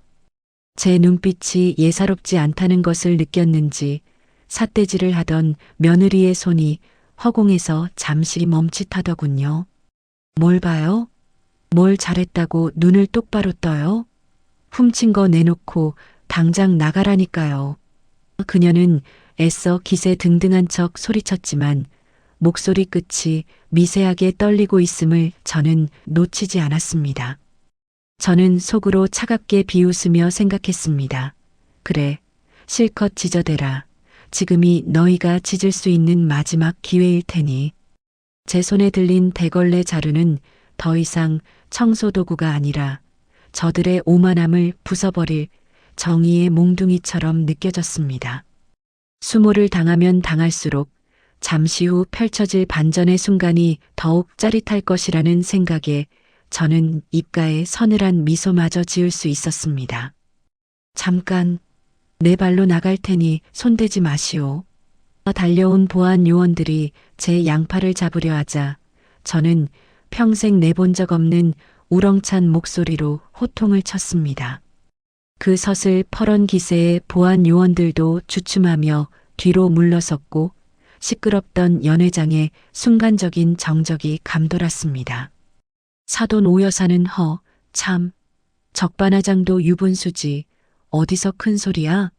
라며 기가 막혀 했지만 저는 아랑곳하지 않고 천천히 걸레 자루를 내려놓았습니다. 그리고 쓰고 있던 마스크를 벗어 주머니에 넣으며 사돈과 며느리 그리고 숨어있는 아들을 향해 마지막 경고와도 같은 눈빛을 보냈습니다. 이제 연극은 끝났고 진짜 박말순이 무대 위로 올라갈 시간이 되었습니다. 저는 김 비서와 약속한 신호를 보내기 위해 품속에 숨겨두었던 작은 리모컨을 만지작거렸습니다. 화려한 조명이 꺼지고 어둠이 찾아오는 순간 저들의 운명도 나락으로 떨어지게 될 것입니다. 자, 이제 불을 끌 시간이야. 저는 마음속으로 카운트다운을 세며 다가올 파국을 조용히 기다렸습니다. 보안 요원들의 거친 손길이 제 옷깃에 닿으려던 그 찰나의 순간 저는 주머니 속 리모컨 버튼을 힘껏 눌렀고 순식간에 연회장을 집어삼킬 듯한 암흑이 찾아왔습니다. 야, 뭐야? 갑자기 왜 불이 꺼져? 화려하게 빛나던 샹들리에와 무대 조명이 일제히 나가버리자 사방에서 당황한 하객들의 비명소리와 그릇 부딪히는 소리가 요란하게 터져 나왔습니다. 칠흑 같은 어둠 속에서 사람들은 서로의 이름을 부르거나 휴대폰 조명을 켜느라 우왕좌왕했고 조금 전까지 저를 범죄자 취급하며 몰아세우던 사돈 식구들의 기세등등한 목소리도 쑥 들어갔습니다. 그 혼란스러운 틈을 타 저는 쓰고 있던 청소부 두건을 거칠게 벗어던지고 헐렁한 작업용 조끼 단추를 풀어헤치며 깊은 숨을 들이마셨습니다. 어둠은 저에게는 완벽한 위장이자 무대 뒤의 분장실과도 같았기에 저는 떨리는 가슴을 진정시키며 흐트러진 머리카락을 손으로 쓸어 넘기고 허리를 꼿꼿하게 폈습니다. 잠시 후 웅장한 오케스트라 선율이 어둠을 뚫고 울려 퍼지기 시작했고 사람들의 시선은 자연스럽게 무대 중앙에 설치된 대형 스크린으로 쏠렸습니다. 마치 영화의 예고편처럼 웅장한 드럼 소리와 함께 스크린에 불이 들어왔고 그 빛은 어둠 속에 잠겨있던 사람들의 놀란 얼굴을 비추기 시작했습니다. 이것은 제가 김비서와 미리 짜놓은 각본대로 30주년 기념식의 하이라이트이자 반전 드라마의 서막을 알리는 신호탄이었습니다. 대형 스크린 가득 대박 순대국 그룹 30년의 역사라는 타이틀이 떠오르며 제가 시장 바닥에서 처음 국밥 장사를 시작하던 시절의 흑백 사진들이 파노라마처럼 지나갔습니다. 낡은 앞치마를 두르고 땀을 뻘뻘 흘리며 육수를 끓이던 젊은 시절의 제 모습 위로 오직 정직과 신용으로 쌓아 올린 30년입니다라는 제 육성 내레이션이 묵직하게 깔렸습니다. 영상 속에 저는 점점 나이가 들어가며 세련된 정장을 입은 중년의 여성 사업가로 변해갔고 전국 500개 매장을 순회하며 직원들을 격려하는 카리스마 넘치는 회장님의 모습으로 완성되어 갔습니다. 하객들은 영상 속 인물이 누구인지 알아채고는 웅성거리기 시작했고 특히 제 목소리를 똑똑히 기억하는 며느리와 사돈의 입은 다물어질 줄 몰랐습니다. 영상의 마지막 장면 화면 속에 박말순 회장이 인자하면서도 강단 있는 미소를 지으며 정면을 응시하는 순간 사람들은 그 얼굴이 방금 전 청소부 차림을 했던 노인과 겹쳐진다는 사실에 경악했습니다. 설마 저 화면에 나오는 사람이 아까 그 청소부 아줌마야? 곳곳에서 믿을 수 없다는 탄식이 터져 나왔고 연회장은 찬물을 끼얹은 듯한 정적과 뜨거운 소란이 뒤섞여 묘한 긴장감이 감돌았습니다. 영상이 끝나고 화면에 회장 박말순이라는 5글자가 선명하게 박히는 순간 핀 조명 하나가 어둠 속에 저를 정확하게 비추었습니다. 강렬한 스포트라이트가 저를 감싸자 눈이 부셔 잠시 찡그렸지만 저는 이내 당당한 눈빛으로 정면을 응시하며 하객들을 향해 섰습니다. 회색 청소복 상의를 벗어던지고 안에 받쳐 입었던 단정한 흰색 블라우스를 드러낸 저는 더 이상 구박받는 노인이 아니라 거대한 제국을 건설한 여제의 모습이었습니다. 김비서가 어둠 속에서 재빠르게 다가와 제 목에 굵은 진주 목걸이를 걸어주었고 제 손에 무선 마이크를 쥐어주며 회장님 준비되셨습니다라고 짧게 속삭였습니다. 저는 고개를 끄덕이며 천천히 아주 천천히 무대 중앙을 향해 걸음을 옮기기 시작했는데 또각거리는 제 구두 굼소리가 텅 빈 듯 조용한 연회장의 천둥처럼 울려 퍼졌습니다. 저를 도둑 취급하던 보안 요원들은 조명을 받는 제 모습을 보고 사색이 되어 뒷걸음질 쳤고 길을 터주듯 양옆으로 물러났습니다. 마치 모세가 바다를 가르듯 하객들 사이를 가로질러 걸어가는 동안 저는 좌우를 둘러보며 저를 비웃던 사람들의 눈을 하나하나 마주쳤습니다. 그들의 눈동자에 서려 있던 경멸은 순식간에 공포와 경외심으로 바뀌어 있었고 그 짜릿한 전율은 제 발끝에서부터 머리끝까지 타고 올라왔습니다. 단상 위에 올라선 저는 마이크를 잡고 잠시 숨을 고른 뒤 저를 뚫어지게 쳐다보고 있는 사돈 식구들이 있는 쪽으로 시선을 고정했습니다. 며느리 지은이는 다리에 힘이 풀렸는지 옆에 있던 테이블을 붙잡고 간신히 서 있었고 얼굴은 백지장처럼 하얗게 질려 입술만 달달 떨고 있었습니다. 사돈 오여사는 턱이 빠질 듯 입을 벌린 채 눈알이 튀어나올 듯 저를 노려보고 있었는데 그 모습이 퍽이나 우스꽝스러웠습니다. 방금 전까지만 해도 수준 안 맞는다, 냄새난다며 저를 벌레 보듯 하던 그 기세는 온데간데 없고 마치 저승사자라도 마주한 듯 공포에 질린 표정이었습니다. 제 아들 민호는 기둥 뒤에 숨어서 머리를 감싸쥐고 있었는데 아마도 지금 이 상황이 꿈이기를 간절히 바라고 있는 눈치였습니다. 하지만 안타깝게도 이것은 꿈이 아니라 그들이 자초한 지옥 같은 현실이었고 저는 그들에게 자비를 베풀 생각이 추호도 없었습니다. 저는 입가에 서늘한 미소를 머금은 채 마이크를 입에 가까이 대고 낮고 묵직한 목소리로 첫 마디를 떼었습니다. 반갑습니다. 귀한 시간을 내어 이 자리를 빛내주신 내외 귀빈 여러분, 진심으로 환영합니다.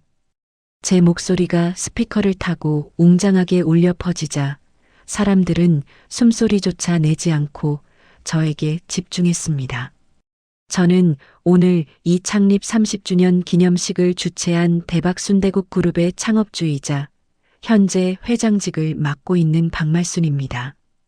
제 입으로 직접 신분을 밝히는 순간 객석에서는 아 하는 짧은 탄식과 함께 우레와 같은 박수가 터져 나오기보다는 무거운 침묵이 흘렀습니다. 너무나도 충격적인 반전에 사람들은 박수를 칠 타이밍조차 잊어버린 듯했고 그저 멍하니 저를 올려다볼 뿐이었습니다. 저는 그 침묵을 즐기며 사돈 식구들을 향해 한 걸음 더 다가가며 말을 이었습니다. 조금 전 이 자리에서 불미스러운 소란이 있었던 점 회장으로서 깊이 사과드립니다.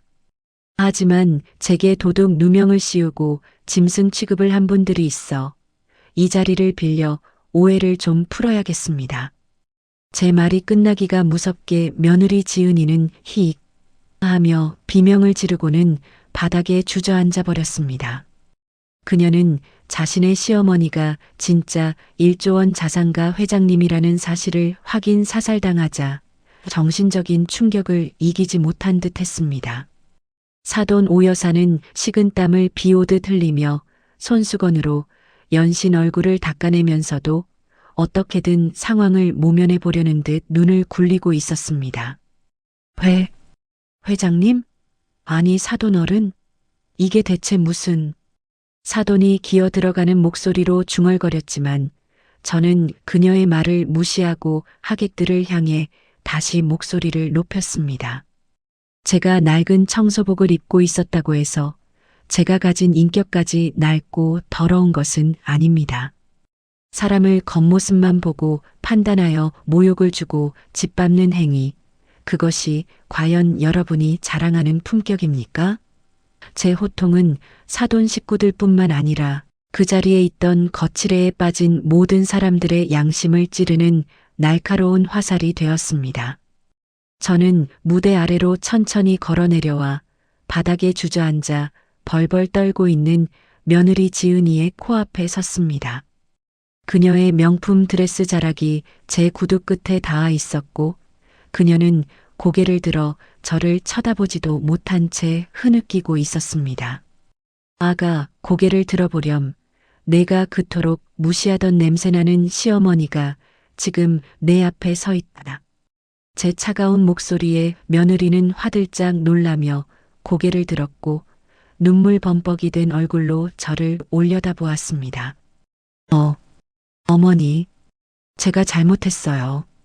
저는 정말 모르고 그녀가 덜덜 떨리는 입술로 변명을 늘어놓으려 했지만 저는 손을 들어 그녀의 말을 가로막았습니다. 모르고 그랬다? 내가 회장이 아니라 진짜 청소부였다면 너는 그래도 되었단 말이냐? 사람 위에 사람 없고 사람 밑에 사람 없거늘 내가 무슨 자격으로 남을 하대하고 무시한단 말이냐? 저의 준엄한 꾸짖음에 며느리는 할 말을 잃고 다시 고개를 푹 숙이며 오열했습니다. 이제 시선은 자연스럽게 며느리 뒤에 숨어 있던 사돈 오여사와 제 아들 민호에게로 옮겨갔습니다. 사돈은 제 눈길이 닿자마자 무릎이라도 꿇을 기세로 허리를 굽히며 비굴한 미소를 지어 보였습니다. 아이고, 사돈어른, 아니 회장님, 이게 다 오해입니다. 저희는 그저 회장님을 못 알아보고 실수를. 사돈의 변명은 구차하기 짝이 없었고 듣고 있는 것만으로도 역겨움이 치밀어 올랐습니다. 오해? 내 집, 내 파티장에 들어온 주인을 도둑으로 몰아세운 게 오해입니까? 오 사장님, 당신이 운영하는 그 회사, 우리 그룹 덕분에 먹고 사는 하청업체라는 거 잊으셨습니까? 제가 전곡을 찌르자 사돈의 얼굴은 흑빛이 되었고 다리에 힘이 풀려 휘청거렸습니다. 그리고 그 옆에서 제 아들 민호는 마치 사형 선고를 기다리는 죄수처럼 고개를 쳐박고 굵은 눈물방울을 바닥에 떨구고 있었습니다. 이제 모든 진실이 밝혀졌고 남은 것은 그들이 저지른 죄에 대한 혹독한 대가를 치르는 일뿐이었습니다. 저는 마이크를 다시 잡고 떨리는 목소리로 마지막 심판의 말을 준비했습니다.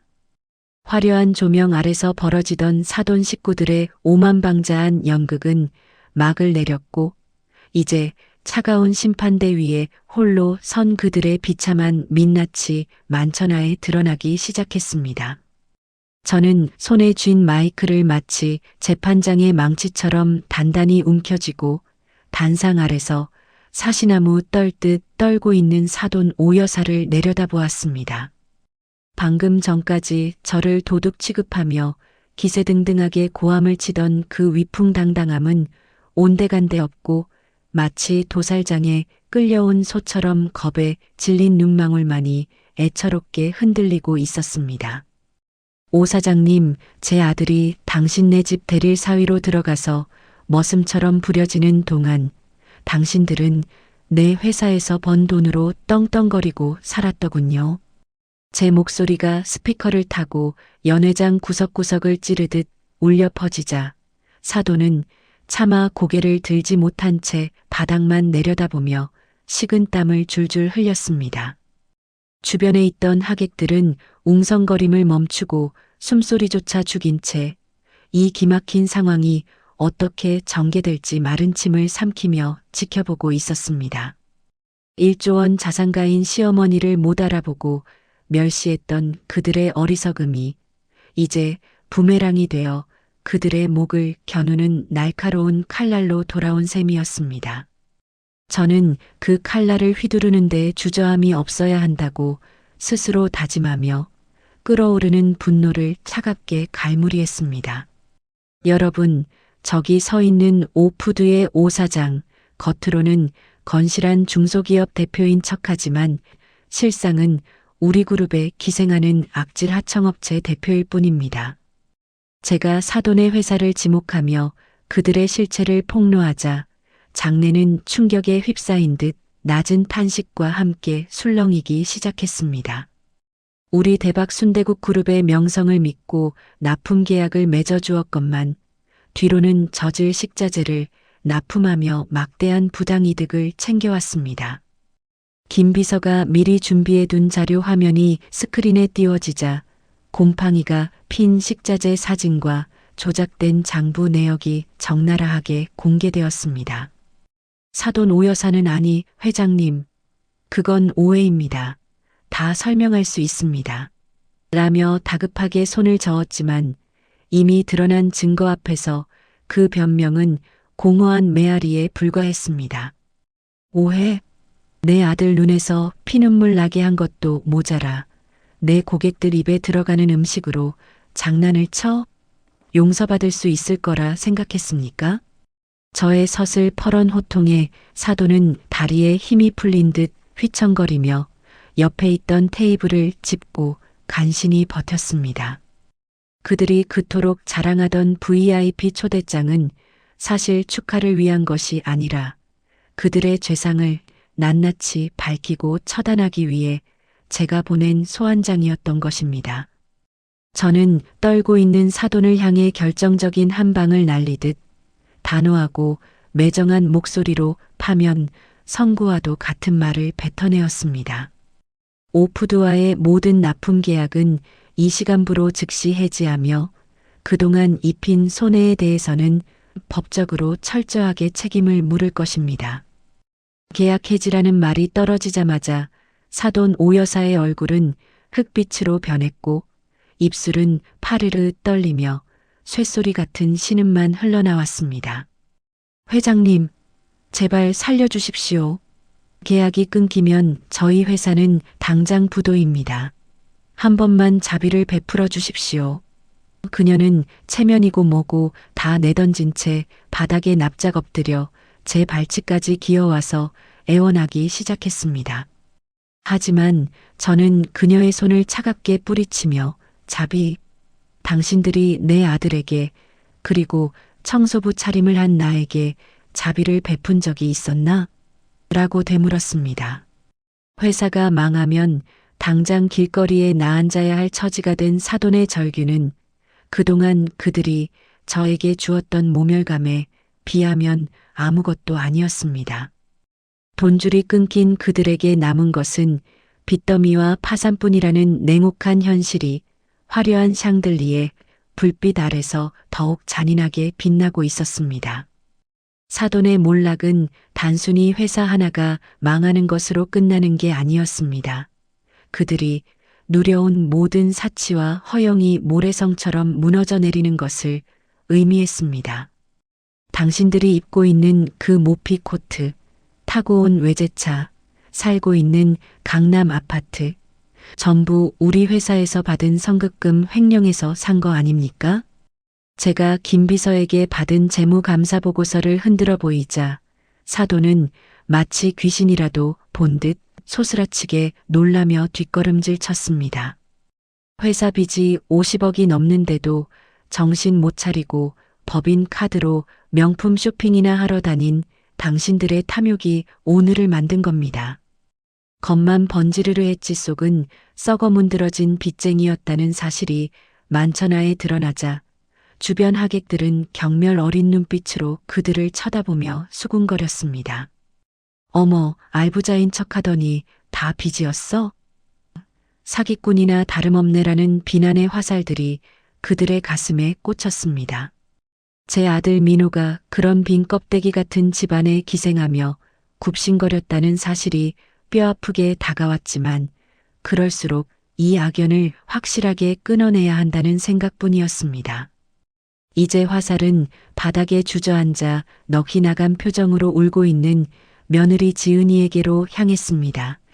그녀 또한 이 공범자들의 무리에서 자유로울 수 없었으니까요. 최지은, 내가 지금 입고 있는 그 드레스와 손에 든 명품 가방, 그거 다 누구 돈으로 산 거지? 제 날카로운 질문에 며느리는 화들짝 놀라며 가방을 뒤로 숨기려 했지만 이미 모든 시선은 그녀의 화려한 치장으로 쏠려 있었습니다. 내 남편 월급이 쥐꼬리만 하다고 타박하면서 정작 너는 시어머니 회사 돈을 횡령해서 사치를 부리고 있었더구나. 저는 그녀가 긁은 법인 카드 내역서를 허공에 뿌렸고 종이들이 눈처럼 흩날리며 그녀의 머리 위로 떨어져 내렸습니다. 시어머니 밥상 엎을 힘은 있어도 제 손으로 돈 벌어볼 생각은 안 했던 게으르고 못된 신보가 결국 사단이 난 게야. 그녀는 얼굴이 붉어지다 못해 터질 듯 달아올랐고 수치심에 고개를 들지 못한 채 흐느낌만 토해내었습니다. 저를 냄새나는 노인네 취급하던 그녀야말로 남의 돈을 훔쳐 제 몸을 치장한 진짜 냄새나는 도둑이었다는 사실이 증명된 셈이었습니다. 상황이 이쯤 되자 사돈 오 여사는 이성을 잃고 제 다리에 매달리며 뻔뻔하게도 혈연관계를 들먹이기 시작했습니다. 아이고 사돈 어른, 우리가 남입니까? 그래도 사돈지간인데 이렇게 매정하게 하시면 안 되죠. 우리 지은이 봐서라도 한 번만 봐주세요. 그녀는 콧물 범벅이 된 얼굴로 제 바짓가랑이를 잡고 늘어졌지만 그 모습은 동정심은커녕 혐오감만 불러일으킬 뿐이었습니다. 우리가 언제부터 가족 대우를 했습니까? 내가 청소부 옷 입고 있을 때는 경비원 불러 내쫓으려던 사람이 누구였지? 저는 그녀의 손을 거칠게 떼어내며 더 이상 그 입에서 가족이라는 단어가 나오지 못하도록 쐐기를 박았습니다. 당신들은 내 아들을 가족이 아니라 공짜 머슴으로 부려먹었고 나를 가족이 아니라 뜯어먹을 호구로 봤을 뿐이야. 제 차가운 일갈에 사돈은 할 말을 잃고 멍하니 입만 벙긋거렸고 그 비참한 꼴은 스마트폰을 든 하객들에 의해 실시간으로 촬영되고 있었습니다. 이제 그녀가 갈 곳은 화려한 펜트하우스가 아니라 차가운 유치장이 될 것이라는 사실을 그녀 자신도 직감한 듯 절망적인 표정이었습니다. 저는 더 이상 이 추잡한 꼴을 보고 싶지 않아 옆에 대기하고 있던 보안팀장에게 눈짓으로 신호를 보냈습니다. 이 사람들 당장 끌어내세요. 내 파티장에 사기꾼들이 있는 꼴을 더는 못 보겠으니까. 제 명령이 떨어지기가 무섭게 건장한 보안 요원들이 달려들어 사돈 오 여사와 며느리 지은이의 양팔을 붙잡아 일으켜 세웠습니다. 안 돼. 이거 나. 내가 누군 줄 알아. 사돈 어른. 사돈은 발버둥을 치며 악을 써댔지만 요원들의 힘을 당해낼 수는 없었고 질질 끌려가는 꼴이 마치 도살장에 끌려가는 짐승과 다를 바 없었습니다. 며느리 지은이도 엄마, 여보, 민우 씨, 나 좀 도와줘. 라며 비명을 질렀지만 누구 하나 나서서 그들을 도와주는 사람은 없었습니다. 불과 30분 전까지만 해도 저를 쫓아내라며 고래고래 소리 지르던 그들이 이제는 자신들이 쫓겨나는 신세가 되어버린 이 역설적인 상황이 통쾌하면서도 한편으로는 씁쓸했습니다. 화려한 드레스 자락이 바닥에 쓸리며 찢겨나가는 소리가 그들의 몰락을 알리는 장송곡처럼 들려왔습니다. 사돈 식구들이 연회장 밖으로 완전히 끌려나가고 문이 닫히자 소란스러웠던 장내에는 무거운 정적만이 감돌았습니다. 바닥에는 그들이 흘리고 간 명품 가방과 찢어진 서류 뭉치들이 어지럽게 널려 있었고 그것은 한때 그들이 누렸던 허영의 잔해처럼 보였습니다.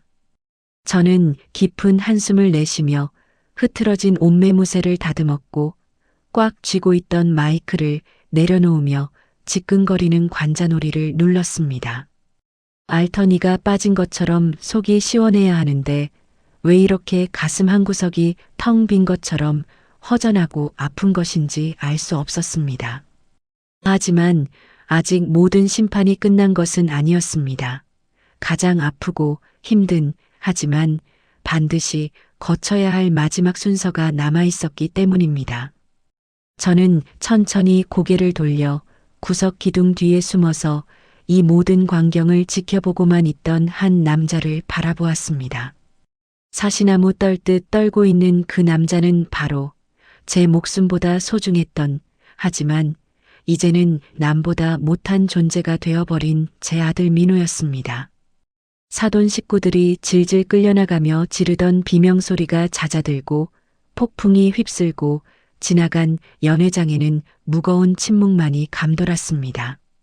바닥에는 며느리가 떨어뜨린 명품 가방과 찢어진 서류 조각들이 흉물스럽게 널려 있었고 그 자네들 사이로 유일하게 남은 한 사람, 제 아들 민호가 기둥 뒤에서 몸을 떨고 있었습니다.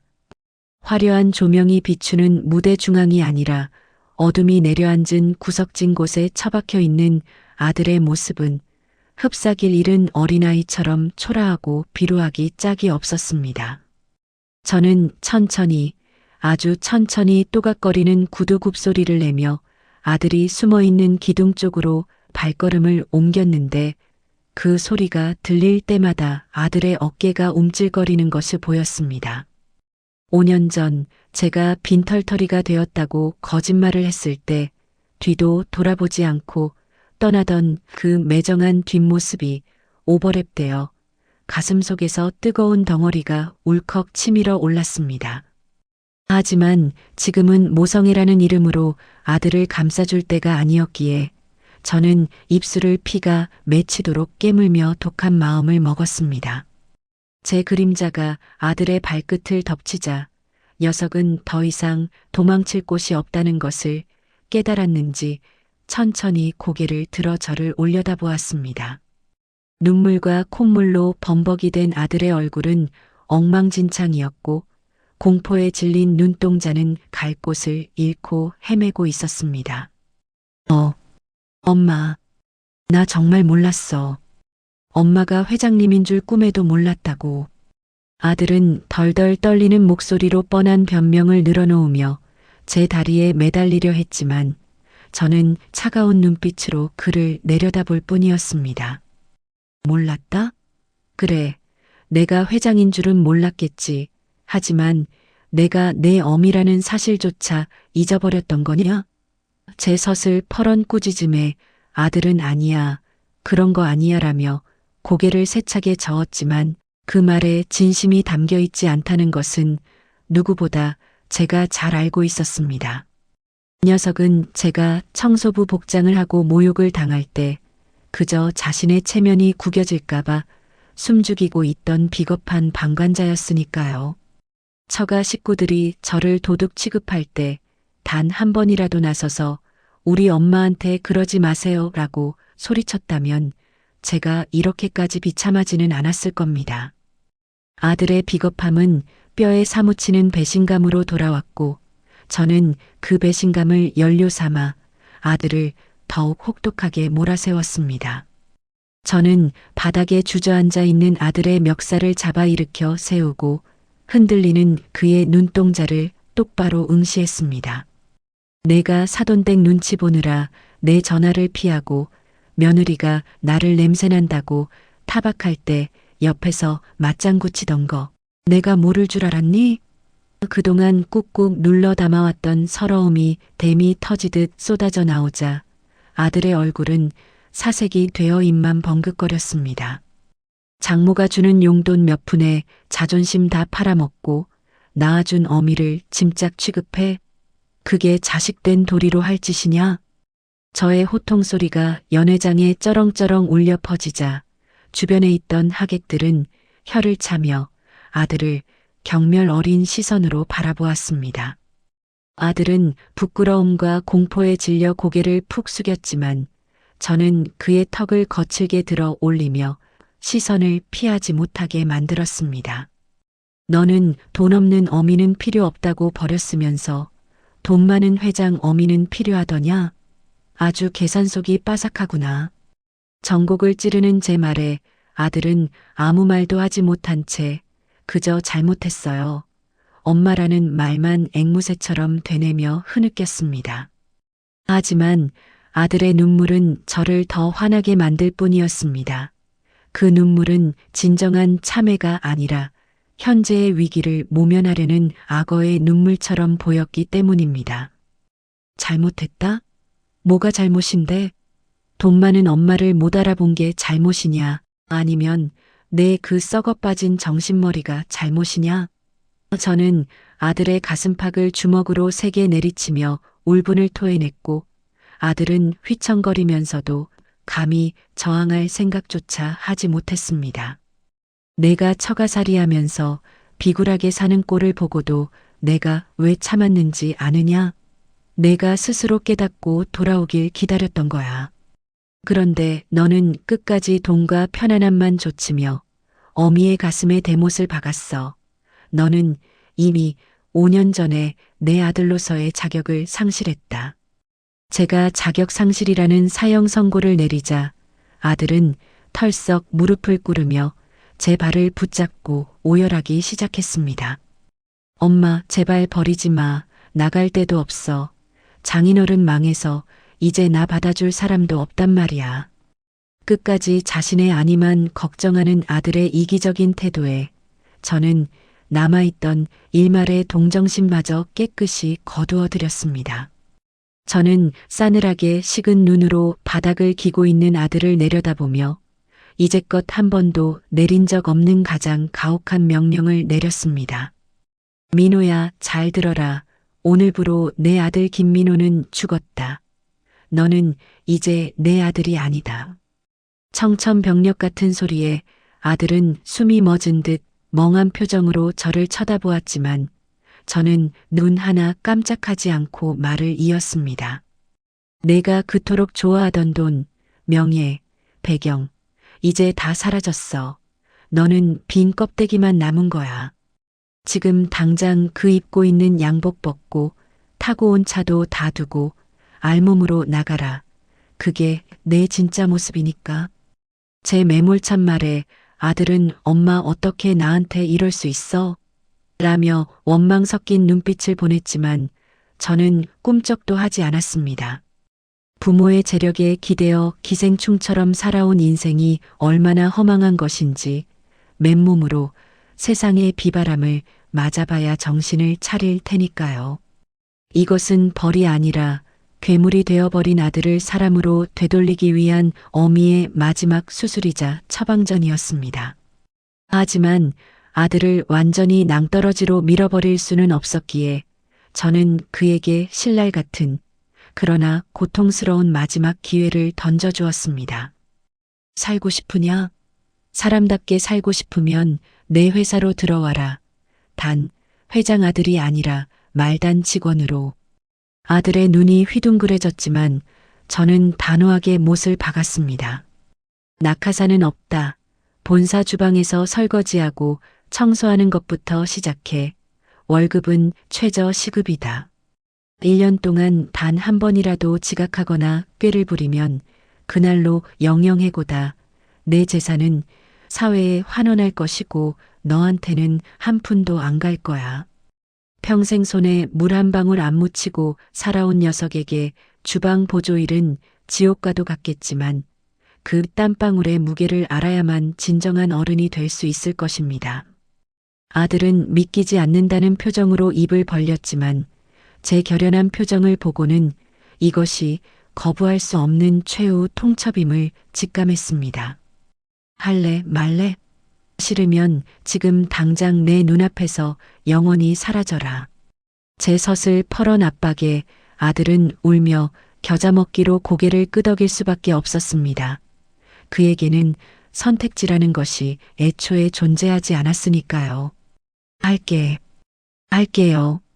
엄마 시키는 대로 다 할게요. 아들은 기어 들어가는 목소리로 대답하며 콧물을 훌쩍거리며 바닥을 짚고 겨우 몸을 일으켰습니다. 그 모습이 어찌나 처량하고 한심해 보이던지 당장이라도 안아주고 싶은 마음이 굴뚝 같았지만 저는 주먹을 꽉 쥐고 참아내었습니다. 지금 안아주면 녀석은 또다시 제 품속으로 파고들어 응석바지가 될 것이 뻔했기에 저는 차갑게 등을 돌렸습니다. 내일 새벽 5시까지 본사 후문으로 나와라. 작업복은 거기 경비실에 맡겨두마. 그리고 오늘 밤은 찜질방에서 자든 노숙을 하든 알아서 해. 처가댁에는 얼씬도 하지 말고 당장 이혼 서류 도장 찍어서 가져와. 저는 아들에게 따뜻한 밥 한 끼, 잠자리 하나 제공하지 않고 냉정하게 내쳤습니다. 오늘 밤의 추위와 배고픔이 그에게는 평생 잊지 못할 교훈이 될 테니까요. 저는 뒤도 돌아보지 않고 연회장을 빠져나왔습니다. 등 뒤에서 엄마 하고 부르는 아들의 애절한 목소리가 들렸지만 발걸음을 멈추지 않았습니다. 비상구 문을 열고 복도로 나오자마자 참았던 눈물이 복물 터지듯 쏟아져 나와 입을 틀어막아야 했습니다. 자식을 벼랑 끝으로 내몰고 돌아서는 어미의 심정이 오죽했겠습니까? 가슴이 칼로 도려낸 듯 아리고 쓰라렸습니다. 하지만 이것이 사랑이다. 이것만이 내 아들을 살리는 길이다 라고 수없이 되뇌며 흐르는 눈물을 닦아내었습니다. 이제 주사위는 던져졌고 민호가 그 험난한 가시밭길을 스스로 헤쳐 나와주기만을 간절히 기도할 뿐이었습니다. 화려했던 30주년 기념식은 이렇게 눈물과 상처로 얼룩진 채 막을 내렸지만 이것은 끝이 아니라 우리 모자에게 새로운 시작이 될 것임을 저는 믿고 싶었습니다. 어둠이 깔린 호텔 로비를 걸어 나오는 제 발걸음은 무거웠지만 마음 한구석에서는 희미한 희망의 불씨가 타오르고 있었습니다. 그날의 소란스러웠던 파티가 끝나고 어느덧 1년이라는 시간이 훌쩍 지나가 계절은 다시 옷깃을 여미게 하는 찬 바람이 부는 겨울이 되었습니다. 며느리 지은이와 사돈 식구들은 그날 밤 파티장에서 쫓겨난 뒤 쏟아지는 비난과 빛 독촉을 견디다 못해 야반도주하듯 자취를 감췄다는 소식을 들었습니다. 우리 회사를 상대로 한 사기 및 횡령 혐의로 고소장이 접수되자 그들은 그동안 떵떵거리고 살던 강남 아파트마저 경매로 넘기고 뿔뿔이 흩어졌다고 하더군요. 제 아들 민호는 그들과의 지긋지긋한 악연을 끊어내고 이혼 도장을 찍었으며 빈털터리가 된 채로 약속대로 제 회사 본사 주방으로 들어왔습니다. 화려한 드레스를 입고 저를 비웃던 며느리의 오만한 얼굴도 사돈의 가증스러운 목소리도 이제는 빛바랜 흑백 사진처럼 흐릿한 기억 속으로 사라져버렸습니다. 폭풍우가 한 차례 휩쓸고 지나간 자리는 황량했지만 그 폐허 위에서 새로운 싹이 돋아나듯 제 삶과 아들의 인생에도 조금씩 변화의 바람이 불어오기 시작했습니다. 악몽 같았던 그날의 사건은 우리 모자에게 씻을 수 없는 상처를 남겼지만 동시에 썩은 살을 도려내고 새살이 돋게 하는 아프지만 꼭 필요한 수술과도 같았습니다. 민호가 처음 주방 보조 일을 시작했을 때 저는 솔직히 녀석이 일주일도 버티지 못하고 도망칠 것이라고 예상했습니다. 평생 손에 물 한 방울 묻히지 않고 귀하게만 자란 녀석이 새벽 5시부터 나와 산더미처럼 쌓인 설거지를 하고 무거운 식자재를 나르는 일을 감당하기란 불가능해 보였기 때문입니다. 처음에는 설거지 하나 제대로 못해 접시를 깨뜨리기 일쑤였고 뜨거운 뚝배기에 대어 손가락마다 반창고가 덕지덕지 붙어 있는 날이 더 많았습니다. 퇴근하고 돌아오면 녹초가 되어 씻지도 못하고 쓰러져 잠들기 바빴고 온몸에 파스 냄새가 진동을 하는 아들을 볼 때마다 제 마음도 짠해서 몰래 눈물을 훔치곤 했습니다. 하지만 놀랍게도 민호는 못해먹겠다는 불평 한마디 없이 묵묵히 그 고된 시간을 견뎌내며 주방 바닥을 기어다녔습니다. 제가 매일 밤 CCTV 화면을 통해 지켜본 아들의 모습은 처가 식구들 비위나 맞추던 예전의 비굴한 모습이 아니라 땀 흘려 일하는 정직한 노동자의 모습으로 변해가고 있었습니다. 계절이 2번 바뀌고 3번 바뀔 즈음 주방장에게서 민호 씨가 제법 몫을 해냅니다. 이제 칼질도 능숙하고 국물간도 잘 봄래다라는 보고가 들어오기 시작했습니다. 낙하산이라고 수군거리던 직원들도 민호의 성실함에 마음을 열었고 그가 회장 아들이라는 사실을 잊을 만큼 동료로서 인정해주고 있다는 소식이 들려왔습니다. 아들은 더 이상 명품 옷이나 외제차를 탐하지 않았고 월급날이 되면 꼬깃꼬깃한 현금이 든 봉투를 들고 와 제 내복이며 영양제를 사다 주곤 했습니다. 엄마, 내 손으로 번 돈으로 사니까 기분이 참 묘해. 예전엔 몇백만 원짜리 술도 아무렇지 않게 마셨는데 돈은 쓰기가 너무 아까워. 투박해진 손으로 제 손을 잡으며 멋쩍게 웃는 아들의 얼굴은 검게 탔지만 눈빛만은 보석처럼 맑고 단단하게 빛나고 있었습니다. 돈의 무게를 그리고 노동의 신성함을 땀으로 배운 아들은 제가 1조 원을 들여서라도 가르치고 싶었던 인생의 참된 가치를 스스로 깨우치고 있었던 것입니다. 오늘 점심시간 저는 예고도 없이 아들이 일하고 있는 본사 직영점 매장을 불쑥 방문했습니다. 점심 식사 시간이라 매장 안은 손님들로 발 디딜 틈 없이 북적였고 주방에서는 하얀 김이 모락모락 피어오르며 활기가 넘쳐나고 있었습니다.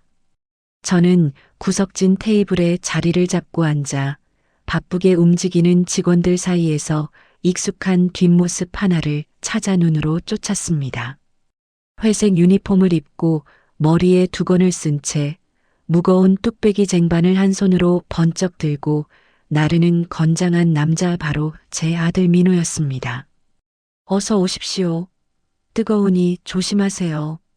우렁찬 목소리로 손님을 맞이하고 이마에 흐르는 땀을 소매로 훔치며 웃는 아들의 모습에서 예전의 나약함은 찾아볼 수 없었습니다. 그가 쟁반을 나를 때마다 팔뚝에 불끈 솟아오르는 힘줄과 손님들에게 허리 굽혀 인사하는 겸손한 태도가 제 가슴을 벅차게 만들었습니다. 저 아이가 정말 내 속을 썩이던 그 철부지가 맞나 싶어 눈을 비비고 다시 봐도 든든하고 자랑스러운 제 아들이 틀림없었습니다. 제가 온 것을 뒤늦게 발견한 민호가 눈이 휘둥그레지더니 하던 일을 멈추고 제 테이블로 한달음에 달려왔습니다. 엄마. 아니 회장님 여긴 어쩐 일이세요? 미리 말씀을 하시지. 아들은 쑥스러운 듯 머리를 극적였지만 반가움이 가득한 얼굴로 제 앞치마에 손을 닦으며 물었습니다. 바쁜데 방해해서 미안하다. 그냥 지나가는 길에 우리 아들 밥은 먹고 일하나 궁금해서 들렀지. 제 말에 민호는 잠깐만 기다려요. 내가 세상에서 제일 맛있는 국밥 한 그릇 말아올게라며 주방으로 쌩안이 뛰어들어갔습니다. 잠시 후 아들이 직접 쟁반에 받쳐들고 온 뚝배기에서는 보글보글 끓는 소리와 함께 구수한 순대국 냄새가 진동을 했습니다. 엄마, 이거 내가 육수부터 고기 손질까지 다 직접 한 거야. 간이 맞을지 모르겠네. 한번 드셔보세요. 아들은 기대에 찬 눈빛으로 저를 바라보며 숟가락과 젓가락을 제 앞에 가지런히 놓아주었습니다. 뚝배기 안에는 고기와 순대가 푸짐하게 들어 있었고 그 위에 얹어진 다대기 양념장조차 아들의 정성처럼 느껴져 가슴이 뭉클해졌습니다.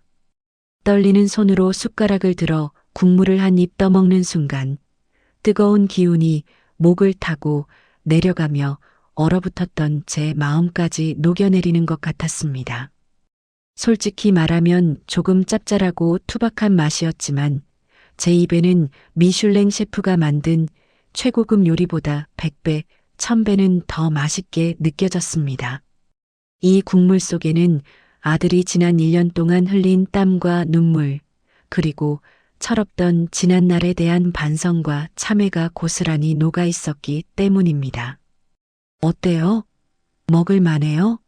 주방장님한테 칭찬받은 육수인데. 아들이 조심스럽게 묻자 저는 눈시울이 붉어지는 것을 감추려 고개를 푹 숙인 채 국물만 연신 들이켰습니다. 맛있다. 정말 맛있다. 내 평생 먹어본 국밥 중에 제일 맛있구나. 우리 아들 장하다. 제 칭찬에 민호는 어린아이처럼 활짝 웃으며 제 뚝배기에 깍두기를 올려주며 많이 드세요. 부족하면 더 드릴게요라고 살갑게 굴었습니다. 1년 전 냄새난다며 제가 싸온 사골국을 타박하던 그 녀석이 이제는 제 손으로 끓인 국밥을 어미 앞에 대접하고 있다는 사실이 기적처럼 느껴졌습니다.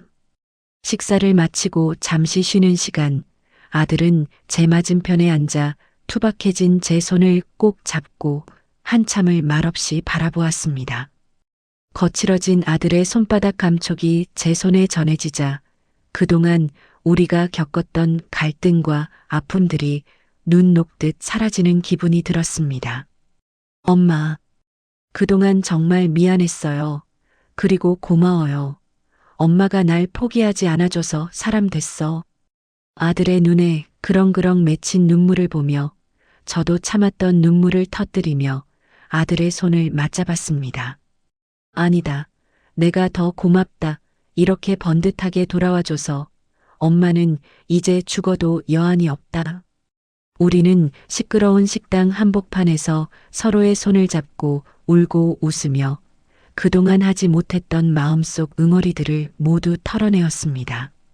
1조 원이라는 돈도 회장님이라는 직함도 지금 이 순간 아들과 나누는 따뜻한 온기에 비하면 아무것도 아니라는 것을 뼈저리게 느꼈습니다. 진정한 행복은 화려한 파티장에 있는 것이 아니라 땀 냄새나는 작업복을 입고 마주 앉은 이 소박한 식탁 위에 있었습니다. 여러분, 제 파란만장했던 이중생활 이야기는 여기서 끝을 맺지만 저와 제 아들의 진짜 인생은 이제부터 시작입니다. 저는 여전히 낡은 겉옷을 걸치고 가끔은 동네를 돌며 소일거리를 하지만 마음만은 세상 그 누구보다 부유하고 풍요롭습니다. 자식 때문에 속 썩고 계신 부모님들이 계신다면 부디 희망을 놓지 마시고 때로는 단호하게, 때로는 따뜻하게 기다려 주시길 바랍니다. 돈으로 자식을 감싸는 것은 독이 되지만 땀의 가치를 가르치는 것은 평생을 살아갈 힘이 된다는 것을 저는 70평생을 돌아 늦게나마 깨달았습니다. 이제 저는 아들이 끓여주는 뜨끈한 국밥 한 그릇 먹으러 다시 매장으로 발걸음을 옮겨야겠습니다. 그 국밥이 제게는 세상 어떤 보약보다 귀하니까요. 지금까지 못난 제 이야기를 들어주신 청취자 여러분, 진심으로 감사드리며 여러분의 가정에도 항상 구수한 행복 냄새가 피어나기를 기원하겠습니다. 추운 겨울 마음만은 따뜻하게 보내시고 항상 건강하십시오. 안녕히 계십시오.